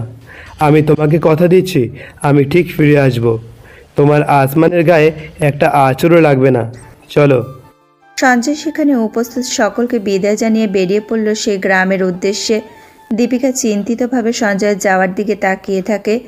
রহিম চাচা তার কাঁধে হাত রেখে বলে, চিন্তা করিস না, ও ঠিক সুস্থভাবে ফিরে আসবে। অতটা পথ পায়ে হেঁটে এসে সঞ্জয় যখন সেই গ্রামে পৌঁছালো তখন প্রায় রাত হয়ে এসেছে। চারিদিকে ভালো করে তাকিয়ে সঞ্জয় ধীরে ধীরে সেই ঘরগুলোর দিকে এগিয়ে যেতে লাগলো। কোথাও কাউকে দেখা যাচ্ছে না, তার মানে খবরটা মিথ্যে না। জলদস্যু সর্দারের ঘরের সামনে পৌঁছে সঞ্জয় সবেমাত্র দরজাটা খুলতেই গিয়েছিল, তখনই চারিদিক থেকে জলদস্যুরা তাদের ঘিরে ধরে। সঞ্জয় ভীষণ অবাক হয়ে যায়। এরা এখানে? কোথায় যাচ্ছিস তোরা? আমাদের নজর এড়িয়ে ভেতরে ঢোকার কথা ভাবছিস? হ্যাঁ, তুই তো সেই মিরপুরের রাজা। তার মানে তুই সেদিন মরিস নি? না, আমাকে মারা এত সহজ না। তাই নাকি? তাহলে আজকে প্রমাণ হয়ে যাবে। আজকে আমি তোকে এখান থেকে বেঁচে যেতে দেব না, কিছুতেই না। সবাই শেষ করে দে ওকে। জলদস্যু সর্দারের আদেশে তার সৈন্যরা কোমর থেকে অস্ত্র বের করে সঞ্জয়ের দিকে এগিয়ে যেতে থাকে। এইদিকে সঞ্জয়ের কাছে কোনো অস্ত্র নেই। আজ কি তাহলে মৃত্যু নিশ্চিত? এমনটা ভেবেই সঞ্জয়ের হাতের মুঠো শক্ত হয়ে যায়। একটু একটু করে সেই শত্রুদের দল সঞ্জয়ের কাছে এগিয়ে আসতে লাগে, কিন্তু তখনই তারা যন্ত্রণায় চিৎকার করে উঠে মাটিতে পড়ে যায়। সঞ্জয় দেখতে পেল তাদের সকলের মাথা ফেটে রক্ত বেরোচ্ছে। সঞ্জয় কিছু বুঝে উঠতে পারার আগেই পাশের জঙ্গল থেকে দীপিকা হাতে গুলতি ধরে বেরিয়ে এলো এবং তার পেছন পেছন সেখানে এসে উপস্থিত হয়েছিল গোটা গ্রামের লোক। সঞ্জয় এক মুহূর্তের জন্য অবাক হয়ে গেল। পরের মুহূর্তে তার মুখে ফুটে উঠল গর্বের হাসি। দীপিকা সঞ্জয়ের পাশে গিয়ে দাঁড়িয়ে বলল, তুমি বলেছিলে আমার আসমানের গায়ে কোনো আঁচল লাগতে দেবে না, তাই আজ আমি আমার আসমানের গায়ে কখনো কোনো আঁচল লাগতে দিইনি। তাই তুমি যখন এখানে আসার জন্য বেরিয়ে পড়েছিলে, তার পরপরই আমিও রহিম চাচাকে মানিয়ে এখানে চলে এসেছি। এবার ওদের মৃত্যু আমাদের হাতে। না দীপিকা, আমি ওদের মারবো না, এখনো একটা কাজ বাকি আছে। সঞ্জয় সামনে পড়ে থাকা তলোয়ারটি তুলে তা জলদস্যু সর্দারের গলার কাছে ধরে বলে, আমি চাইলে এক্ষুনি প্রাণ নিয়ে নিতে পারি, কিন্তু আমি নেব না। আমি তোমাকে আজ বাঁচিয়ে রাখবো আমার স্বার্থে। বলো, আমার কথা শুনবে নাকি নিজের প্রাণ বিসর্জন দেবে? জলদস্যু সর্দার সঞ্জয়ের পা ধরে বলে, আমাকে ছেড়ে দিন, আমি আপনার সব কথা শুনতে রাজি। বেশ, তাহলে কাল আমরা মিরপুরে যাব, আর তারপরে তোমরা ঠিক তাই করবে যেটা আমি তোমাদের বলবো। কালকেই আরিয়ার শেষ দিন, বুঝেছ? সঞ্জয় এরপর তার রক্ষীকে সেই সম্পত্তি ফিরিয়ে নিয়ে যাওয়ার নির্দেশ দেয়। তাতে অবশ্য গ্রামের সকল মানুষ সাহায্য করে এবং সকলের সাহায্যে সেই সম্পদ এবং অস্ত্রভাণ্ডার তারা নিয়ে আসতে পারে তাদের গ্রামে। পরের দিন সকাল হতেই সঞ্জয় বেরিয়ে পড়ে মিরপুরের উদ্দেশ্যে। তবে এবার সে একা নয়, তার সাথে রয়েছে সেই জলদস্যুদের সর্দার এবং তার সৈন্যরা। দীপিকা বারবার সঞ্জয়ের সাথে যেতে চেয়েছিল, কিন্তু কোনোভাবে তাকে বুঝিয়ে সে এখানে এসেছে। মিরপুরের মাটিতে পা রেখে সে সোজা এগিয়ে যায় রাজমহলে। আজ সব কিছুর সমাপ্তি ঘটাবে সঞ্জয়। রাজমহলে প্রবেশ করে সে এগিয়ে যায় রাজসভার দিকে। সঞ্জয়কে আসতে দেখে আরিয়া বলে, তুই এখানে কিভাবে আসলি? তার মানে তুই জেল থেকে বেরিয়ে এসেছিস? হ্যাঁ, কেন জানো? তোমাকে মারার জন্য। তুই আমাকে মারবি? এক্ষুনি আবার সৈন্যরা তোর জীবন নিয়ে নিতে পারে, জানিস? তাই নাকি? তাহলে ডাক তোর সৈন্যদের, আমিও দেখি তারা মহারাজ সঞ্জয়ের গায়ে কিভাবে হাত দেয়। আরিয়া চিৎকার করে সৈন্যদের ডাকলে তারা সেখানে উপস্থিত হয়। তবে তারা সঞ্জয়ের দিকে এগোলো না, বরং আরিয়াকে ঘিরে ধরল চারিদিক থেকে। সঞ্জয় এক পা করে তাদের দিকে এগিয়ে গিয়ে বলল, সেদিন আমি তোকে বিশ্বাস করে ঠকেছিলাম, কিন্তু আর না। তুই আমার থেকে সব কিছু কেড়ে নিয়েছিলিস, আর আজ আমি তোর থেকে তোর প্রাণটাই কেড়ে নেব। না, তুই এমন করতে পারিস না আমার সাথে। আমি তো এমনটাই করব, তবে আজ তোকে আমি প্রিয়াঙ্কার সামনেই মারব। ও যা করেছে সেটাই ওর একমাত্র শাস্তি। আরিয়া এই কথা শুনে আরো ভয় পেয়ে গেল। আর তখনই প্রিয়াঙ্কাকে সেখানে ধরে নিয়ে এলো সেই রাজপ্রাসাদের দাসীরা। প্রিয়াঙ্কা রাগে চিৎকার করতে লাগে, আমাকে এখানে ধরে আনলে কোন সাহসে? তোমরা জানো না এই রাজ্যের রানী আমি? ভুল প্রিয়াঙ্কা, এই রাজ্যের রানী তুমি আর নেই, বরং এই রাজ্যের রানী হবে দীপিকা। আজ প্রথমে আমি আরিয়াকে মারব, তারপরে তোমাকে জেলখানায় বন্দি করব, যেখানে তোমরা আমাকে বন্দি করেছিলে। আজ পর্যন্ত তোমরা যা যা দোষ করেছো তার একটাই শাস্তি, মৃত্যু। সঞ্জয় নিজের কথা শেষ করার সাথে আরিয়ার শরীরে নিজের তলোয়ার ঢুকিয়ে দিল। যন্ত্রণায় চিৎকার করে আরিয়া মাটিতে লুটিয়ে পড়ল। সঞ্জয় রাগ ভরা চোখে তাকিয়ে থাকলো আরিয়ার দিকে। এরপর সে আদেশ দিলে সেই দাসীরা প্রিয়াঙ্কাকে বন্দি করে দিল কারাগারে। তার কান্না আজ এসে পৌঁছালো না সঞ্জয়ের কানে। অবশেষে আবারও এতদিন পর শান্তি ফিরে এলো মিরপুরে। ইতিমধ্যে অনেক দিন কেটে গেছে। চারিদিকে আজ আবারও উৎসব, আর এই উৎসব রাজা ও রানীর বিবাহের। সেদিন আরিয়াকে তার কাজের শাস্তি দিয়ে সঞ্জয় দীপিকাকে নিয়ে এসেছিল নিজের রাজপ্রাসাদে। আজ তাদের বিয়ে। সকাল থেকেই তাই চারিদিকে খুশির আমেজ। নানান রীতি, নানান নিয়ম মেনে অবশেষে সময় আসলো সিঁদুরদানের। এরপরই দীপিকা চিরদিনের জন্য তার হয়ে যাবে। আজ সঞ্জয় এক মুহূর্তও তার থেকে নিজের চোখ সরাতে পারেনি, তবে এবার চোখ সরিয়ে দীপিকার মাথায় পরিয়ে দিল সিঁদুর। চারিদিকে তখন আনন্দের ধ্বনি শোনা যাচ্ছে। সঞ্জয় তার নববিবাহিত স্ত্রীর দিকে তাকিয়ে বলল, তাহলে আসমান যে তোমারই হয়ে গেল দীপিকা? এখনো কি আমাকে হারিয়ে ফেলার ভয় আছে? দীপিকা তার হাত দুটো শক্ত করে ধরে বলল, তুমি আজ আমাকে এমন এক বাঁধনে বেঁধে দিয়েছ আসমান, সেই বাঁধন কোনোদিনও ছিন্ন হবে না। দীপিকা আগামী সব জন্মের জন্য তোমার হয়ে গেল আসমান, তোমার হয়ে গেল। সঞ্জয় দীপিকাকে নিজের সাথে শক্ত করে জড়িয়ে নিয়ে ওর গালে নিজের ঠোঁট ছুঁয়ে দিল। সে নিজেও জানে এই বাঁধন কতটা শক্ত, আর সে আজ থেকে সবসময় তার ভালোবাসাকে রক্ষা করবে, তাকে নিজের থেকেও বেশি ভালোবাসবে। Piu Sanjay love story flings heartbeat চ্যানেলের এই গল্পটা তোমাদের কেমন লাগলো? আর হ্যাঁ, যারা নতুন আছে তারা অবশ্যই Piu Sanjay love story flings heartbeat চ্যানেলটিকে সাবস্ক্রাইব করে নাও। সাথে কমেন্ট বক্সে জানাতে ভুলো না যে গল্পটা তোমাদের কেমন লাগলো। যার কমেন্ট সব থেকে বেশি ভালো লাগবে তার কমেন্ট অবশ্যই আমরা পরবর্তী গল্পে তুলে ধরবো নাম সহ। তো ফিরছি পরবর্তী গল্প নিয়ে।